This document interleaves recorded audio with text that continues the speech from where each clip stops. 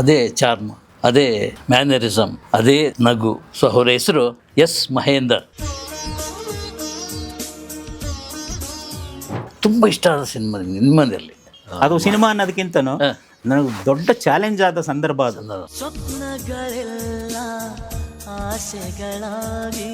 ಆ ಸಂದರ್ಭದಲ್ಲಿ ಪಾಟೀಲ್ ಸಾರು ಕರೆದು ಒಂದು ಸಿನಿಮಾ ಮಾಡಿ ಅಂತಂದ್ರು. ಸದ್ಯಕ್ಕೆ ಒಪ್ಕೊಳ್ಳಿಲ್ಲ. ಅವ್ರನ್ನ ಇಟ್ಕೊಂಡು ಒಂದು ಲವ್ ಸ್ಟೋರಿ ಮಾಡ್ತೀನಿ, 8 ಸಾಂಗ್ ಮಾಡ್ಕೊಡ್ಬೇಕು ನೀವು ಅಂದೆ. ಹಂಗಂದ ತಕ್ಷಣ ಬಂದು ಕೂತ್ಕೊಂಡ್ರು ಅವರು.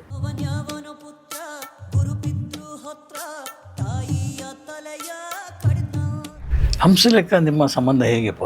ನನಗೆ ಫೀಡ್ಬ್ಯಾಕು ಚೆನ್ನಾಗಿರಲಿಲ್ಲ ಹಂಸಲೇಖ ಅವ್ರ ಬಗ್ಗೆ. ಏನು ಹೊಡಿತಾನೆ ಮನುಷ್ಯ, ಆ್ಯಕ್ಟರ್ಗಳಿಗೆ ಹೆಂಗೆ ಹೇಳ್ತಾನೆ, ಈ ಬೆಂಕಿ ಅವ್ನು ನೋಡಿದ್ರೆ ನಡುಕ್ತಾರೆ. ಓ ಇದು ಸಿನಿಮಾ ಹಿಂದೆ ಇದ್ದಾರೆ ಯಾರು, ನಾನು ಅದಾಗಬೇಕು, ಸಿನಿಮಾ ಡೈರೆಕ್ಟರ್ ಆಗೋಣ ಅಂತ ಹೊರಟೆ. ನಾನು ಅಂದ್ಕೊಂಡೆ ಅಘೋಷಿತವಾಗಿ ನಾನು ಬಿಟ್ಟರೆ ಡೈರೆಕ್ಟ್ ಮಾಡ್ತೀನಿ ಅನ್ನಂಗೆ ಆಗ್ಬಿಟ್ಟೆ. ನಾನು ಈ ಪಾಲಿಟಿಕ್ಸ್ ಹೇಗೆ ಮತ್ತು ಅದ್ರ ಮಧ್ಯೆ ಅವ್ರಿಗೆ ಅದು ಏನು ಅನಿಸ್ತೋ ಏನೋ ಗೊತ್ತಿಲ್ಲ. ಇಲ್ಲಪ್ಪ ನನ್ನ ನೆಕ್ಸ್ಟು ನೀನು ರಾಜಕಾರಣಕ್ಕೆ ಬರ್ತೀಯಾ ಅಂದರು ಅವರು. ಆವತ್ತು ಎಲ್ಲ ಹೀರೋಗಳಿಗೂ ಆ ಕಥೆ ಹೇಳಿದ್ದೀನಿ ನಾನು. ಒಬ್ಬರು ಒಪ್ಪಲಿಲ್ಲ ಅದನ್ನ. ಆಮೇಲೆ ನಾನು ಆ ಸ್ಕ್ರಿಪ್ಟ್ನ ಅಷ್ಟು ಚೆನ್ನಾಗಿ ಹೇಳುವೆ ಸರ್, ನಾನು ರೀಡಿಂಗ್ ಕೊಡುವೆ. ಸರ್ ನೀವೇ ಮಾಡಿ ಸರ್ ನಾನು.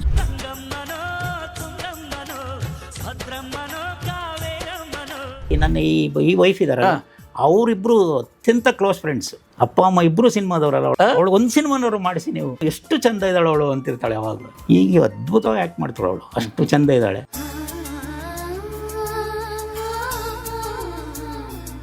ಆ ಸಿಂಗಾನೂರಿಗೆ ಒಂದು ವಾಟರ್ ಟ್ಯಾಂಕ್ ಇನಾಗ್ರೇಷನ್ ಮಾಡೋದಕ್ಕೆ ರಾಜ್ಕುಮಾರ್ ಅವ್ರು ಬರೋ ಕಾರ್ಯಕ್ರಮ ಫಿಕ್ಸ್ ಆಗೋಯ್ತು. ಓಕೆ, ಒಳ್ಳೆ ಅವಕಾಶ ಇದು. ರಾಜ್ಕುಮಾರ್ ಅವರು ಪರಿಚಯ ಆಗ್ಬಿಡ್ಬೋ, ಏನೋ ಒಂದು ಮಾಡು, ನಾವು ಪರಿಚಯ ಮಾಡಿಸ್ಬೋಣ, ಹಂಗೆ ಮಾಡೋಣ ಹೆಂಗೆ ಮಾಡೋಣ ಅಂತ. ಮೊದಲು ಅವ್ರ ಕಂಡ್ರೆ ಅವ್ರ ಹೆಸರು ಕೇಳಿದ್ರೆ ಭಯ ನನಗೆ. ಸರಿ ಅವ್ರ ಮನೆಗೆ ಹೋದ್ವಿ. ಕಥೆ ಹೇಳೋ ಸಂದರ್ಭನೇ ಬಂತು.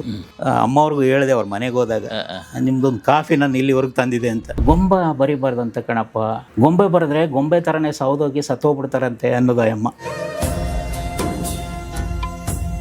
ಅದೇನಾಯಿತು ಅಂತ ಗೊತ್ತಿಲ್ಲ. ಒಂದು ಸ್ವಲ್ಪ ನಿಂತ್ಕೊಂಡು ನನ್ನ ನೋಡಿದ್ರು ಅವ್ರ ಕಣ್ಣಲ್ಲಿ ನೀರು ಬರ್ತಿತ್ತು. ನತದೃಷ್ಟ ಕಣಯ್ಯ ನೀನು ಅಂದರು ಅವರು. ಭಾಳ ನಿರಾಶೆ ಆಯಿತು ಸರ್.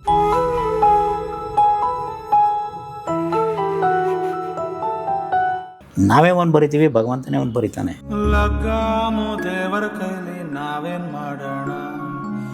ಯಾರ್ಯಾರು ಎಲ್ಲೆಲ್ಲಿ ಜೊತೆ ಸೇರಿ ಎಷ್ಟು ದೂರ ನಾವು ಹೋಗ್ಬೇಕು, ಎಲ್ಲೆಲ್ಲಿ ಯಾರ್ಯಾರು ಇಳ್ಕೋಬೇಕು.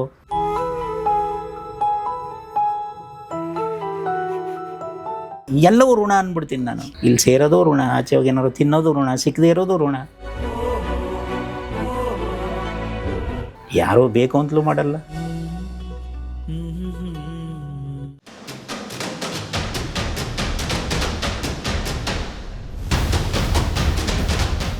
ನಮಸ್ಕಾರ.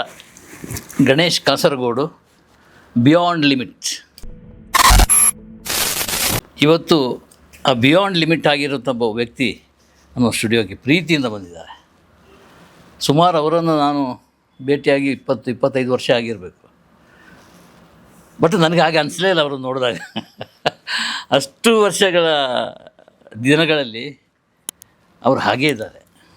ಅದೇ ಚಾರ್ಮ್, ಅದೇ ಮ್ಯಾನರಿಸಮ್, ಅದೇ ನಗು. ಸೊ ಅವರ ಹೆಸರು ಎಸ್ ಮಹೇಂದರ್.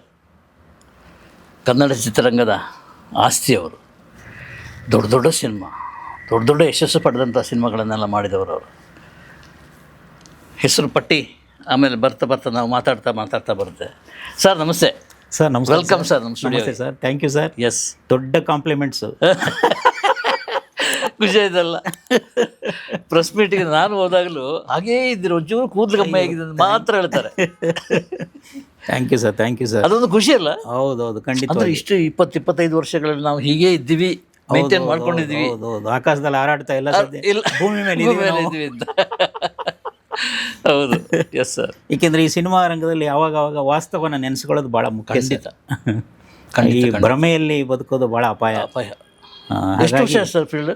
ಸರ್ ಹತ್ತತ್ರ 35 ವರ್ಷ. 35 ವರ್ಷ. ನಂದು 45 ವರ್ಷ ಆಯಿತು ಫೀಲ್ಡಿಗೆ ಬಂದು. 78ಕ್ಕೆ ಬಂದು. ಹೌದು, ಅದೇ ಹೇಳಿದ್ನಲ್ಲ, ನಾವೆಲ್ಲ ಸಿನಿಮಾಗೆ ಬಂದಾಗ ನೀವು ಪ್ರೆಸ್ ಮೀಟಿಗೆ ಅಂತ ಬಂದರೆ ನಮಗೆ ಭಯ ಆಗೋದು. ಏನು ಕೇಳ್ತಾರೋ, ಸಾರ್ ಏನು ಕೇಳ್ತಾರೋ, ಏನು ಮಾತಾಡೋದು. ಪ್ರಿಪರೇಷನ್ ಬೇಕಾಗಿತ್ತು ಅಲ್ವಾ? ಈಗಲೂ ಅದೇ ಭಯ ಇದೆ. ಇದೆ ಇದೆ ಹ್ಞೂ ಸರ್. ಇದೆ ಅದೇ ಆ ಹಿರಿಯರಿಗೆ ಅನ್ನಿಸುತ್ತೆ ಚಿತ್ರರಂಗ ನಿಮ್ಮನ್ನು ನೋಡಿದ್ರೆ ಹಿರಿಯರು ಅಂತ ಹೇಳಲಿಕ್ಕೆ ಮನಸ್ಸು ಬರಲ್ಲ, ಆದರೂ ಫೀಲ್ಡಲ್ಲಿ ಬಂದು ಇಷ್ಟು ವರ್ಷ ಆಗಿರೋದ್ರಿಂದ ಹಿರಿಯರಿಗೆ ಅಂಥ ಒಂದು ಗೌರವ, ಅಂಥ ಒಂದು ಭಯ ಇದ್ದೇ ಇದೆ ಸರ್. ಖಂಡಿತವಾಗಿ ಸರ್. ಈಗಿನ ಹುಡುಗರಾಗಲಿ, ನಮ್ಮ ಪತ್ರಿಕಾ ರಂಗದಲ್ಲಿ ಆಗಲಿ, ನಿಮ್ಮ ಫಿಲ್ಮ್ ಫೀಲ್ಡಲ್ಲಿ ಆಗಲಿ ಅಂಥ ಇದಿಲ್ಲ, ಹೌದು ಹೌದು ಹೌದು. ಕಮ್ಮಿ ಆಗಿದೆ. ನಾನು ಬಂದ ಟೈಮಿಗೆ ಈ ಎಸ್ ಮೂರ್ತಿಗಳು ಇವರು ಹಿರಿಯರಿದ್ದಾರಲ್ಲ, ಅವ್ರದ್ದು ಈ ಹುಡುಗರೆಲ್ಲ ಬಂದು ಎಲ್ಲ ಹಾಳು ಮಾಡಿಬಿಟ್ರು ನಮ್ಮನ್ನು ಹೇಳ್ತಾ ಇದ್ರು ನಮ್ಮ ಕಾಲದಲ್ಲಿ ಈಗ ಇರಲಿಲ್ಲ ಅಂತ. ಈಗ ನಾವು ಹೇಳ್ತಾ ಇದ್ವಿ ನಮ್ಮ ಕಾಲದಲ್ಲಿ ಈಗ ಇರಲಿಲ್ಲ, ಯಾವ ಕಾಲದಲ್ಲೂ ಇರಲಿಲ್ಲ ಸರ್. ದುಡ್ಡು ಮಾಡೋದಷ್ಟೇ, ದುಡ್ಡೇ ದೊಡ್ಡಪ್ಪ ಆಗ್ಬಿಟ್ಟಿದೆ ಪತ್ರಕರ್ತರಿಗೆ, ಸಿನಿಮಾ ಪತ್ರಕರ್ತರಿಗೆ. ಎಲ್ಲ ಫೀಲ್ಡ್ ಆಗೇನೆ, ಎಲ್ಲ ಫೀಲ್ಡ್ ಆಗೇನೆ, ಇದರಲ್ಲೂ ಅದು ಸೇರ್ಕೊಂಡಿದೆ ಅಷ್ಟೇ. ಸೊ ಅದು ಸ್ವಲ್ಪ ನಮಗೆ ಅನಾವಶ್ಯಕ, ಒಂಥರ ನೋವು, ವಿಷಾದ ಎಲ್ಲ ಇದೆ ಆ ಕಾರಣಕ್ಕಾಗಿ ಪ್ರೆಸ್ ಮೀಟಿಗೆ ಹೋಗೋದು ಸ್ವಲ್ಪ ಕಮ್ಮಿ. ನೋಡೇ ಇಲ್ಲ ಬಿಡಿ, ನೋಡಿಲ್ಲ, ಹೋಗಿಲ್ಲ. ಸೊ ಏನು ಮಾಡ್ತಾ ಇದ್ದೆ ಸರ್ ಈಗ? ಸರ್ ಸದ್ಯ ಸಿನಿಮಾ ಶುರು ಮಾಡಿದ್ದೀನಿ. ಏಕೆ ನಮ್ಗೆ ಗೊತ್ತಿರೋದು ಒಂದೇ. ಹೌದು. ಸ್ವಲ್ಪ ಗ್ಯಾಪ್ ತೊಗೊಂಡೆ. ಕಾರಣ ಏನು ಅಂದರೆ, ಈಗ ಈ ನಮ್ಮ ಎಕ್ಸ್ಪೀರಿಯನ್ಸ್ಗೆ ಯಾವಾಗಲೂ ಹೇಳಿದ್ರೆ ಏನಾದರೂ ಒಂದು ವಿಶೇಷವಾಗಿ ಮಾಡಬೇಕಲ್ಲ ಸರ್. ಹಾಗಾಗಿ ಸುಮ್ಮನೆ ಏನೋ ಮಾಡ್ಕೊಂಡಿರೋಕ್ಕಾಗಲ್ವಲ್ಲ, ನಮಗೆ ಮನಸ್ಸು ತೃಪ್ತಿ ಆಗಬೇಕು. ಏನು ಈಗಿನ ಯುವ ಪೀಳಿಗೆ ಎಕ್ಸ್ಪೆಕ್ಟ್ ಮಾಡೋ ಥರ ಅವ್ರ ಸೀನಿಯಾರಿಟಿಗೆ ತಕ್ಕ ಸಿನಿಮಾ ಮಾಡಿದ್ದಾರೆ, ನಾವು ಅದನ್ನು ನೋಡೋದ್ರಿಂದ ಏನಾದರೂ ನಾವು ಕಲಿಬೋದು, ಅಳವಡಿಸ್ಕೋಬೋದು ಅನ್ನೋವಂಥದ್ದಿರ್ಬೋದು, ಅಥವಾ ಸೊಸೈಟಿಗಾಗಿರ್ಬೋದು, ಇಂಡಸ್ಟ್ರಿಗಾಗಿರ್ಬೋದು, ಅದರಿಂದ ಏನಾದರೂ ಒಂದು ಒಳಿತಾಗಬೇಕಲ್ಲ ಸರ್. ಹಾಗಾಗಿ ಆ ಥರದ ಸ್ಕ್ರಿಪ್ಟ್ಗಳು, ಕನ್ಸರ್ನು, ಪ್ರೊಡ್ಯೂಸರು ಬಂದರೆ ಮಾಡೋದು ಅಂತ. ಎಷ್ಟು ಗ್ಯಾಪ್ ಆಯ್ತು ಸರ್? ಈಗ ಒಂದು 4-5 ವರ್ಷನೇ ಆಗೋಯ್ತಾ ಅಂತ. ಆಗೋಯ್ತು ಸರ್. ಏನು ಮಾಡ್ತಾಯಿದ್ರ 4-5 ವರ್ಷದಲ್ಲಿ? ಸರ್ ಬರವಣಿಗೆ, ಆಮೇಲೆ ಊರಲ್ಲಿ ಜಮೀನುಗಳಿದ್ದಾವೆ 2 ಕಡೆ. ಅಂದರೆ ನೀವು ಮಾಡಿದ ಜಮೀನು ಹಿರಿಯರ ಜಮೀನು? ಹಿರಿಯರು ತಾತ ಮಾಡಿದ್ದಿದೆ, ನಾನು ಮಾಡಿರೋದು ಇದೆ. ಓಕೆ. ಹಾಗಾಗಿ ಊರು ಇಲ್ಲೇ ಹನೂರು ಅಂತ, ಮಲೆಮಹದೇಶ್ವರನ ಬೆಟ್ಟಕ್ಕೆ ಹೋಗೋ ರಸ್ತೆಯಲ್ಲಿ ಹನೂರಿಂದ ಲೆಫ್ಟಿಗೆ ತೊಗೊಂಡ್ರೆ ಫಸ್ಟ್ ನನ್ನ ಜಮೀನು ಸಿಗುತ್ತೆ. ಆಮೇಲೆ ಬಂಡಳ್ಳಿ ಅಂತ ನಮ್ಮ ಊರು, ಬಂಡಳ್ಳಿ. ಅಲ್ಲಿಂದ ಒಂದು 3 ಕಿಲೋಮೀಟ್ರ್ ಹೋದರೆ ಅಲ್ಲಿ ನಮ್ಮ ತಾತನ ಜಮೀನು. ನಮ್ಮ ಅಪ್ಪನ ಲೈಫ್ ಆಯಿತು. ಈಗ ನಮ್ಮ ಅಣ್ಣಂದ್ರೆಲ್ಲ ಅಲ್ಲೇ ಇದ್ದಾರೆ. ಓಕೆ. ಅಲ್ಲಿ ಏನು ಬೆಳೆ? ಅಲ್ಲಿ ಜಾಸ್ತಿ ನಮ್ಮಲ್ಲಿ ಅರಿಶಿನ ಬೆಳೀತಾರೆ ಸರ್. ಈರುಳ್ಳಿ, ಅರಿಶಿನ, ಕಬ್ಬು, ಮತ್ತು ಉಳಿದ ಈ ಜೋಳ, ತೆಂಗು ಅವೆಲ್ಲ ಕಾಮನ್. ಸುಮಾರು ಎಷ್ಟು ಎಕರೆ? ಅಲ್ಲಿ ಒಂದು ಕಡೆ ಒಂದು 8 ಎಕರೆ ಇದೆ ನನಗೆ. ನಾನು ಮಾಡಿದ್ದೊಂದು 12 ಎಕರೆ ಇದೆ. ಸಿನಿಮಾದಿಂದಲ ಇದು ದೊಡ್ಡ ಹೌದು. ನಾನು ಮಾಡಿರೋ 12 ಎಕರೆ ಸಿನಿಮಾದಲ್ಲಿ ನಾನು ಸಣ್ಣ ದುಡ್ಡೆಲ್ಲ ಕೂಡಿಟ್ಟು ಮಾಡಿರೋದು. ಅಂದರೆ ಚಿತ್ರರಂಗ ನಾವು ಬೈಯೋಂಗಿಲ್ಲ? ಇಲ್ಲ ಸರ್, ಯಾವ ಕಾರಣ ಇಲ್ಲ, ನಾನು ಬೈಯಲ್ಲ, ಪಶ್ಚಾತ್ತಾಪ ಇಲ್ಲ. ಇಲ್ಲ, ಫೀಲ್ಡಿಗೆ ಬಂದಿದ್ದು ಖಂಡಿತ ಇಲ್ಲ ಅಲ್ವಾ? ಖಂಡಿತ. ನಮಗೆ ಒಂದು ಲೆವೆಲ್ಗೆ ಎಲ್ಲವನ್ನು ಕೊಟ್ಟಿದೆ. ಅದು ಆ ಋಣ ಇನ್ನೂ ನನ್ನ ಮೇಲಿದೆ, ಚಿತ್ರರಂಗದ ಋಣ. ಎಲ್ಲಿವರೆಗೂ ಆಗುತ್ತೋ ಅಲ್ಲಿವರೆಗೂ ಸಿನ್ಸಿಯರ್ ಆಗಿದ್ದು ಚಿತ್ರರಂಗದವರು ನೀನು ಬೇಡ ಅನ್ನೋವರೆಗೂ ಅಲ್ಲಿದ್ದು ಪ್ರೇಕ್ಷಕ ಅಲ್ವಾ, ಋಣ ತೀರಿಸಿ ಹೋಗೋದೊಂದು. ಒಂದು ವೇಳೆ ಈಗ ಪುಟ್ಟಣ್ಣ ಜೀವಂತ ಆಗಿರ್ತಿದ್ರೆ ಏನಾಗ್ತಿದ್ರು? ಸಿನಿಮಾ ಮಾಡ್ತಿರ್ಲಿಲ್ಲ ಅವರು. ಹೌದು, ಯಾಕೆಂದರೆ ಆ ಥರದ ಮೌಲ್ಯಗಳಿಗೀಗ ಬೆಲೆನೇ ಇಲ್ವಲ್ಲ ಸರ್. ಈ ನಮ್ಮನ್ನು ಕಾಡ್ತಾ ಇರೋದು ಅದೇ. ನಾನು ಅಲ್ಲಿಗೆ ಬಂದಿದ್ದು. ಯಾಕೆಂದರೆ ಈಗ ನಾನು ಮಾಡಿದ ಸಿನಿಮಾಗಳು, ಕಂಟೆಂಟ್ಗಳೆಲ್ಲ ಸ್ವಲ್ಪ ಅರ್ಲಿ ಮಾಡಿಬಿಟ್ವಾ ಅಂತ. ಆ್ಯಕ್ಚುಲಿ ಈಗ ಬೇಕಾಗಿತ್ತು ಅವೆಲ್ಲ. ಅವಾಗೆಲ್ಲ ಆ ಮೌಲ್ಯಗಳಿಗೆಲ್ಲ ಬೆಲೆ ಇತ್ತು, ಆಗಲೇ ಅಡ್ವಾನ್ಸ್ ಆಗಿ ಮಾಡಿಬಿಟ್ವಿ ನಾವು. ಈಗ ಅವೆಲ್ಲ ಇಲ್ಲ, ಈಗ ಮಾಡಬೇಕಾಗಿತ್ತು ಅವನ್ನ ಅಂತ ಅನಿಸುತ್ತೆ. ತುಂಬ ಇಷ್ಟ ಆದ ಸಿನಿಮಾ ನಿಮ್ಮದಲ್ಲಿ. ಗಂಡು ಮಗು, ಹೆಣ್ಣು ಮಗು, ಯಾವುದು ಮಕ್ಕಳು ಇಷ್ಟ ಅಂತೇಳಿ ಹೇಳಲಿಕ್ಕಾಗಲ್ಲ. ಬಟ್ ನಿಮಗೆ ಆತ್ಮೀಯವಾಗಿ ಕಂಡ ಸಿನಿಮಾ ನಾನು ಮಾಡಿದ ಸಿನಿಮಾಗಳಲ್ಲಿ ಸರ್ ಆಲ್ಮೋಸ್ಟು ಈಗ ಸಾಮಾನ್ಯವಾಗಿ ಕೇಳಿದ್ರೆ ಎಲ್ಲ ಸಕ್ಸಸ್ ಆಗಿರೋ ಸಿನಿಮಾಗಳನ್ನೇ ಹೇಳ್ತೀವಿ. ದೊಡ್ಡಿಟ್ಟೆ ಆಗೋದಾಗಿದೆ, ಅದು ನನಗೆ ತುಂಬ ಅಚ್ಚುಮೆಚ್ಚಿನ ಸಿನಿಮಾ ಅಂತ ಹೇಳ್ತೀವಿ. ಬಟ್ ಎಲ್ಲ ಸಿನಿಮಾವನ್ನು ಅಷ್ಟೇ ಪ್ರೀತಿಯಿಂದ ಮಾಡಿರ್ತೀವಿ. ಕೆಲವು ಜನಕ್ಕೆ ತಲುಪಿರಲ್ಲ, ಕೆಲವು ತಲುಪಿರ್ತವೆ. ಅದಕ್ಕೆ ಭಾಳಷ್ಟು ಕಾರಣಗಳಿದ್ದಾವೆ. ಏಕೆಂದರೆ ಗೆದ್ದಿರೋ ಸಿನಿಮಾಗಳೆಲ್ಲ ಒಳ್ಳೆಯವಲ್ಲ, ಸೋತಿರೋವಲ್ಲ ಕೆಟ್ಟವಲ್ಲ. ಪರಿಸ್ಥಿತಿಗೆ ಅನುಗುಣವಾಗಿ ಅದು ರಿಸಲ್ಟ್ ಬಂದಿರುತ್ತೆ. ಆಲ್ಮೋಸ್ಟ್ ನಾನು ಮಾಡಿರೋ ಎಲ್ಲ ಸಿನಿಮಾಗಳು ಭಾಳ ಪ್ರೀತಿಯಿಂದ ಮಾಡಿದ್ದೀನಿ. ಅದರಲ್ಲಿ ತುಂಬ ಚಾಲೆಂಜಿಂಗ್ ಆಗಿ ಮಾಡಿದ್ದು, ತುಂಬ ಇಷ್ಟವಾದ ಸಿನಿಮಾ ಅಂದರೆ ಕೌರವ. ಅದು ತುಂಬ ವಿಶೇಷವಾಗಿತ್ತು ಮತ್ತು ಚಾಲೆಂಜಿಂಗ್ ಆಗಿತ್ತು. ನನಗೆ ಭಯಂಕರ ಖುಷಿಪಟ್ಟರೆ, ಭಾರಿ ಖುಷಿಪಟ್ಟರು ಸಿನಿಮಾ. ಅದಾ ವಿ ಸಿ ಪಾಟೀಲ್. ಹೌದು, ಅದು ಸಿನಿಮಾ ಅನ್ನೋದಕ್ಕಿಂತನೂ ನನಗೆ ದೊಡ್ಡ ಚಾಲೆಂಜ್ ಆದ ಸಂದರ್ಭ ಅದು. ಸಂದರ್ಭ. ಹೌದು. ಹೇಗೆ ಅದು? ಆ ಹಂತದಲ್ಲಿ ಗೆದ್ದದ್ದು ಭಾಳ ಖುಷಿ ಆಯಿತು. ಈಗಲೂ ಕೂಡ ಕೆಲವರು ಸೆಂಟಿಮೆಂಟ್ ಸಿನಿಮಾಗಳು ಅಂಥದ್ದು ಇಂಥದ್ದು ಬಂದಾಗೆಲ್ಲ ಕರ್ಪೂರದ ಗೊಂಬೆ ಥರ ಯಾಕೆ ಮಾಡಲ್ಲ, ಮಾಡಿ ಅಂತಾರೆ. ಈ ಲವ್ ಸ್ಟೋರಿಗಳೆಲ್ಲ ಕೇಳಬೇಕು ಅಂದಾಗ ಶೃಂಗಾರ ಕಾವ್ಯ ಥರ ಮಾಡಿ ಅಂತಾರೆ. ಇನ್ನು ಹೊಸದಾಗಿ ಸಿನಿಮಾ ಮಾಡಿ ಅನ್ನೋರೆಲ್ಲ ಕೌರವ ಥರ ಮಾಡಿರಿ ಅಂತಾರೆ. ಹಾಗಾಗಿ ಆ ಟೇಸ್ಟ್ ಬದಲಾದ್ದೆಲ್ಲ ಗೊತ್ತಾಗ್ತಾ ಇದೆ. ಹೌದೌದು, ಖಂಡಿತ. ನೀವು ಅಪ್ಡೇಟ್ ಆಗಿದ್ದೀರಾ? ಖಂಡಿತ ಆಗಿದ್ದೀನಿ ಸರ್, ಖಂಡಿತ. ಅದು ಇದರಲ್ಲಿ ಸಿನಿಮಾದಲ್ಲಿ ನೋಡ್ಬೋದು. ಕಾಲಕ್ಕೆ ತಕ್ಕಾಗಿ, ಯಾಕೆಂದರೆ ನಾನು ಎಲ್ಲ ಥರದ ಜಾನರ್ ಸಿನಿಮಾಗಳನ್ನೂ ಪ್ರಯತ್ನ ಮಾಡಿದ್ದೀನಿ. ಈ ಒಂದು ಹಂತದಲ್ಲಿ ನಾನು ಬಂದಾಗ ಲವ್ ಸ್ಟೋರಿಗಳು ಇಟ್ಕೊಂಡು ಬಂದ್ವಿ. ಯಾಕೆ ನಾನು ಬಂದು ತುಂಬ ಅರ್ಲಿ, ನನ್ನ PUC ಆದ ತಕ್ಷಣ ಸಿನಿಮಾ ರಂಗಕ್ಕೆ ಬಂದೆ ನಾನು. Okay okay. ಆಮೇಲೆ ಯಾರ ಜೊತೆನೂ ನಾನು ಕೆಲಸ ಮಾಡಲಿಲ್ಲ. ಗುರು ಇಲ್ಲ ಗುರಿ ಇತ್ತು. ಗುರಿ ಇತ್ತು. ಹಾಗಾಗಿ ಬಂದಾಗ ನವಿರಾದ ಕಥೆಗಳನ್ನ ತೊಗೊಂಡು ಸಿನಿಮಾ ಮಾಡಬೇಕು ಅಂತೇಳಿ ಪ್ರಣಯದ ಪಕ್ಷಿಗಳು, ಶೃಂಗಾರ ಕಾವ್ಯ, ಆ ಥರದ ಸಿನಿಮಾಗಳನ್ನ ತೊಗೊಂಡೆ ನಾನು. ಆ್ಯಕ್ಚುಲಿ ಶೃಂಗಾರ ಕಾವ್ಯ ಗೆದ್ದಾಗಲೂ ನಮಗೆ 1-1.5 ವರ್ಷಗಳು ಸಿನಿಮಾ ಇಲ್ಲ ಆ ಕಾಲಘಟ್ಟದಲ್ಲಿ. ಯಾಕೆಂದರೆ ಅವಾಗೆಲ್ಲ ಈ ಸೆಂಟಿಮೆಂಟ್ ಸಿನಿಮಾಗಳು ತುಂಬ ನಡೀತಿತ್ತು. ನಾನಲ್ಲಿ ಉಳ್ಕೋಬೇಕು ಅಂದರೆ ಆ ಥರದ್ದು ಮಾಡಬೇಕಾಗಿತ್ತು. ಹಾಗಾಗಿ ಆ ತಾಯಿಲ್ಲದ ತವರು ಅಂತ ಒಂದು ಸಿನಿಮಾ ಮಾಡಿದೆ. ಅಲ್ಲಿಂದ ಹೆತ್ತವರು, ಕರ್ಪೂರದ ಗೊಂಬೆ, ಹಿಂಗೆ ಬರೀ ಆ ಥರದ ಸಿನಿಮಾಗಳೇ ಬಂದವು. ಸೊ ಎಲ್ಲೋ ಒಂದು ಕಡೆ ನಾನು ಅದಕ್ಕೆ ಬ್ರ್ಯಾಂಡ್ ಆಗಿ ಹೋಗ್ತೀನಿ ಅಂತೇಳಿ ಆಮೇಲೆ ಮತ್ತೆ ಚೇಂಜ್ ಮಾಡಿದೆ ನಾನು. ಹೀಗೆ ಎಲ್ಲ ಥರದ ಸಿನಿಮಾಗಳನ್ನೂ, ಲವ್ ಸ್ಟೋರಿ ಇರ್ಬೋದು, ಹ್ಯೂಮರ್ ಇರ್ಬೋದು, ಎಲ್ಲ ಥರದ್ದು ಆ ಕಾಲಕ್ಕೆ ಬದಲಾಗಿ ಮಾಡಿಕೊಂಡು ಬಂದಿದ್ದೀನಿ ಸರ್ ನಾನು. ಕೌರವ ಇದೆಯಲ್ಲ, ಅದು ಕೌರವ ಅಂದರೆ ನಾವು ಸಾಮಾನ್ಯ ದುರ್ಯೋಧನ, ಕೌರವ ಇದೆಲ್ಲ ನೆಗೆಟಿವ್ ಇದರಲ್ಲಿ ಶೇಡ್ನಲ್ಲಿ ನಾವು ನೋಡ್ತೀವಿ. ಅದು ಯಾಕೆ ಅದಕ್ಕೆ ಟೈಟ್ಲ್ ಅದಿಟ್ರಿ?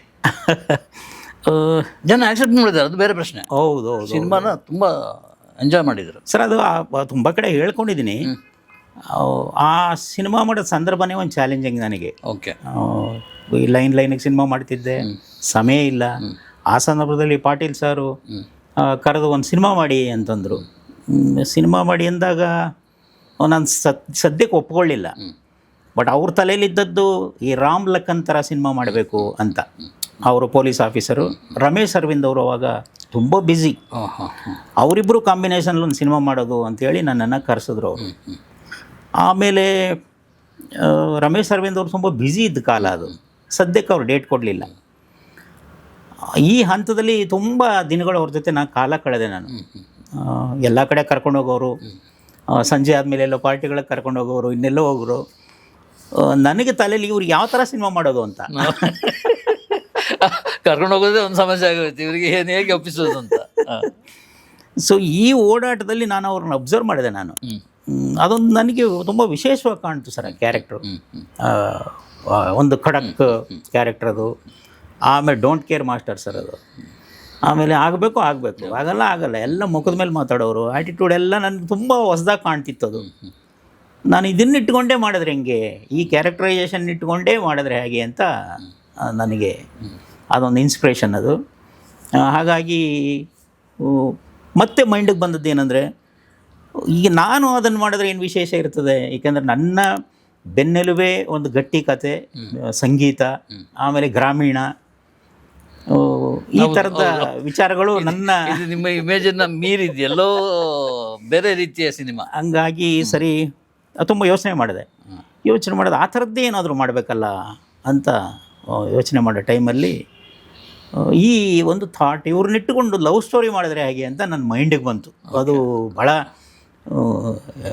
ಡೈಜೆಷನ್ ಮಾಡ್ಕೊಳ್ಳೋಕ್ಕೆ ಆಗಲ್ಲ ಆ ಥರ. ಡೋಂಟ್ ಕೇರ್ ವ್ಯಕ್ತಿತ್ವ ಒಂದು ಅದ್ಭುತವಾದ ಲವ್ ಸ್ಟೋರಿ ಮಾಡಿಬಿಟ್ರೆ ಹೇಗೆ ಇವ್ರನ್ನಿಟ್ಟುಕೊಂಡು ಅನ್ನೋದೊಂದು ಮೈಂಡಿಗೆ ಬಂತು.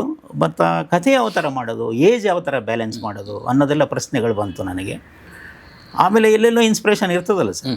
ಮನೇಲಿ ಹಿಂಗೆ ಕೂತ್ಕೊಂಡು ಒಂದು ಸಿನಿಮಾ ನೋಡ್ತಾ ಇದ್ದೆ. ಸುಮ್ಮನೆ ಓಡಾಟದ ಮಧ್ಯೆ ಒಂದು ಹಾಲಿವುಡ್ ಸಿನಿಮಾಗಳು ಓಡ್ತಾಯಿದ್ವು. ಅಲ್ಲಿ ಒಂದು ಚೈನೀಸ್ ಸಿನಿಮಾ ಒಂದು ದೃಶ್ಯ ಕಣ್ಣಿಗೆ ಬೀಳಿತು. ಈ ತುಂಬ ತಲೆ ಕೆಡಿಸ್ಕೊಂಡು ಕೂತಿದ್ದ ಸಂದರ್ಭದಲ್ಲಿ ಅಲ್ಲಿ ಒಬ್ಬರು ಕಿಂಗು, ಅವರಿಗೆ ಹೆಚ್ಚು ಕಡಿಮೆ 8-10 ಜನ ಹೆಂಡತಿಯರು. ಅವ್ರ ಜೊತೆಗೆ ಅವರು ಕಾನ್ವರ್ಜೇಷನ್ ಮಾಡೋ ಥರದ್ದು ಒಂದು ದೃಶ್ಯ ನೋಡಿದೆ ನಾನು. ಆವಾಗ ಏನೋ ಒಂದು ತಲೆಗೆ ಬಂತು ನನಗೆ, ಒಂದು 2-3 ಹೀರೋಯಿನ್ ಹಾಕ್ಬಿಟ್ರೆ ಹೆಂಗೆ ಇವರಿಗೆ ಆ ಏಜ್ ಬ್ಯಾಲೆನ್ಸ್ ಮಾಡೋದಕ್ಕೆ ಅನ್ನೋದೊಂದು ಐಡಿಯಾ ಬಂತು ನನಗೆ. ಹಾಗಾಗಿ ಸ್ವಲ್ಪ ಏನೋ ಮೈಂಡಿಗೆ ಬಂದ ಮೇಲೆ ಇವ್ರನ್ನಿಟ್ಟು ರೆಗ್ಯುಲರ್ ಟೈಟ್ಲ್ ಇಡೋಕ್ಕಾಗಲ್ಲ, ಒಂದು ಏನಾದರೂ ಬೇರೆ ಥರ ಇಟ್ಬೋಣ ಅಂಥೇಳಿ ಆ ಗುಣಗಳಿತ್ತಲ್ಲ, ಒಂದು ನೆಗೆಟಿವ್ ಕ್ಯಾರೆಕ್ಟ್ರೇ ಪಾಸಿಟಿವ್ ಆಗೋ ಥರ. ಆಮೇಲೆ ಫಸ್ಟು ನನ್ನ ಮೈಂಡಿಗೆ ಬಂದದ್ದು ಮಹಿಷಾಸುರ. ಓಹೋ ಮುಖ್ಯ. ಆಮೇಲೆ ಫಸ್ಟ್ ಅದಕ್ಕೆ ಟೈಟ್ಲ್ ಅಂದ್ಕೊಂಡಿದ್ದು ನಾನು ಮಹಿಷಾಸುರ ಅಂತಾನೆ. ಅಲ್ಲೇನು ಮೈಂಡಿಗೆ ಬಂತು ಅಂದರೆ ಒಬ್ಬ ಮಹಿಷಾಸುರ ಅಂತ ಒಬ್ಬ ರಾಕ್ಷಸನ್ನ ಚಾಮುಂಡಿ ಅಂತ ಒಂದು ಹೆಣ್ಣು ಮಗಳು ಅವನಲ್ಲಿರೋ ಕೆಟ್ಟ ಅಂಶಗಳನ್ನೆಲ್ಲ ಅಸಂಹಾರ ಮಾಡಿ ಒಂದು ಒಳ್ಳೆಯವನು ಮಾಡ್ತಾಳೆ ಅನ್ನೋದೇ ಕತೆ. ಇದು ಮೈಂಡಿಗೆ ಬಂತು. ಅದು ನನಗೆ ಒಂದು ಟೀಚರ್ ಮಾಡಿಕೊಂಡು ಒಂದು ಸ್ಟೂಡೆಂಟ್ ಥರ ಮಾಡಿ, ಆಮೇಲೆ ಫಸ್ಟು ನನಗೆ ಯಾವಾಗಲೂ ಈ ಹಂಸಲೇಖ ಅವ್ರ ಹತ್ರ ಫಸ್ಟು ಅಲ್ಲಿ ಒಂದು ಚರ್ಚೆ ಮಾಡಿದಾಗ ನನಗೇನೋ ಒಂದು ಶಕ್ತಿ ಬರುತ್ತೆ. ಹಾಗಾಗಿ ಅವ್ರ ಮನೆಗೆ ಹೋದೆ ಒಂದಿನ ಬೆಳಗ್ಗೆ. ಏನಪ್ಪ ಬ್ರೇಕಿಂಗ್ ನ್ಯೂಸು ಅಂದರು. ಹಂಸ ಮಾತಾಡೋದು ಹೆಂಗೆ? ಆಮೇಲೆ ಬ್ರೇಕಿಂಗ್ ನ್ಯೂಸ್ ಅಲ್ಲ ಸರ್, ಇದು ಶಾಕಿಂಗ್ ನ್ಯೂಸ್. ಓಕೆ ಸರಿ, ಏನು ಸಿನಿಮಾ ಹಾಗೆ ಹೇಗೆ ಅಂದರೆ ಈ ಥರ ಮಾಡೋಣ ಅಂತ. ಯಾರು ಹೀರೋ ಅಂದರು. ಯಾರು ಹೀರೋ ಅಂತ ಕೇಳೋಗ್ಲ ಅವರು. ಪಾಟೀಲ್ ಸರ್ ಪಾಟೀಲ್ ಸರ್ ಅವರು ಅಂದ. ಸರಿ ಹಂಗಂದ ತಕ್ಷಣ ಒಂದು ಲುಕ್ ಕೊಟ್ಟರು ಹಿಂಗೆ. ಏಕೆಂದರೆ ಪಾಪ ಅವ್ರೇನಂದರೆ ಅವ್ರನ್ನ ಇಟ್ಕೊಂಡು ನೀನೇನು ಮಾಡ್ತೀಯಾ ಅಂತ. ಇಲ್ಲಿ ಸಾಲಾಗಿ ಪ್ರಣಯ ಸಿನಿಮಾಗಳಿದೆ. ನೀನೇನು ರಾಂಗ್ ಕಾಂಬಿನೇಷನ್ ಆಯ್ತಲ್ಲ ಇದು, ಅವ್ರನ್ನ ಇಟ್ಕೊಂಡು ನೀನೇನು ಮಾಡ್ತೀಯಾ ಅಂದರು. ಆಮೇಲೆ ಏನೂ ಮಾತಾಡಲಿಲ್ಲ, ಸುಮ್ಮನೆ ಓಡಾಡ್ತಿದ್ರು. ಆಮೇಲೆ ಸ್ವಲ್ಪ ಹೊತ್ತೋಯ್ತು. ಅದಾದಮೇಲೆ ಟೈಟ್ಲ್ ಏನಪ್ಪ ಅಂದರು. ಕೌರವ ಸರ್ ಅಂದೆ. ಹೋಗಪ್ಪ ನೀನು ಅಂತ. ಓಕೆ ತುಂಬ ನೆಗೆಟಿವ್ ಟೈಟ್ಲ್ ಆಯಿತು. ಹಂಗೆ ಹಾಗಾದ್ರೆ ಈ ಸಿನಿಮಾ ಗೆಲ್ತೀನಿ ಸರ್ ಅಂದೆ ನಾನು.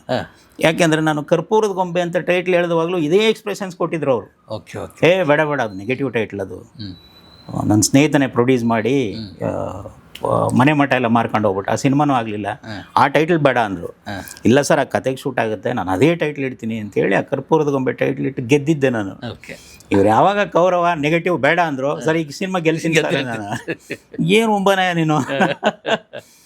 ಆಗಲೂ ಕೂತ್ಕೊಳ್ಳಿಲ್ಲ ಸರ್ ಅವರು. ಅದಾದಮೇಲೆ ಆ ಬುಕ್ ಗಿಕ್ಕು ಅದೇ ಓಡಾಡ್ತಿದ್ರು. ಸರ್ ಅವ್ರನ್ನ ಇಟ್ಕೊಂಡು ಒಂದು ಲವ್ ಸ್ಟೋರಿ ಮಾಡ್ತೀನಿ, 8 ಸಾಂಗ್ ಮಾಡಿಕೊಡ್ಬೇಕು ನೀವು ಅಂದೆ. ಹಂಗಂದ ತಕ್ಷಣ ಬಂದು ಕೂತ್ಕೊಂಡ್ರು ಅವರು. ಏನು ವಿಶೇಷವಾಗಿ ಥಿಂಕ್ ಮಾಡ್ತಿದ್ದಾನೆ ಅಂತ. ಹಾಗಾಗಿ ಅಲ್ಲಿಂದ ಏನು ಕತೆ ಅಂದರು. ಇನ್ನೂ ಏನೂ ಅಂದ್ಕೊಂಡಿಲ್ಲ ಸರ್, ಒಂದಷ್ಟೆಲ್ಲ ತಲೆಯಲ್ಲಿ ಓಡ್ತಾ ಇದೆ, ಒಂದು 4 ದಿನ ಸಮಯ ಕೊಡಿ, ಅದನ್ನು ಬಂದು ಹೇಳ್ತೀನಿ ಅಂತ. ಆವಾಗ ಆ ಕತೆ ಫಾರ್ಮ್ ಆಯಿತು. ಹೋಗ್ತಾ ಅದು ತುಂಬ ಮ್ಯೂಸಿಕಲಿ ಬ್ಲೆಂಡ್ ಆಗೋಯ್ತು ಸರ್ ಅದು.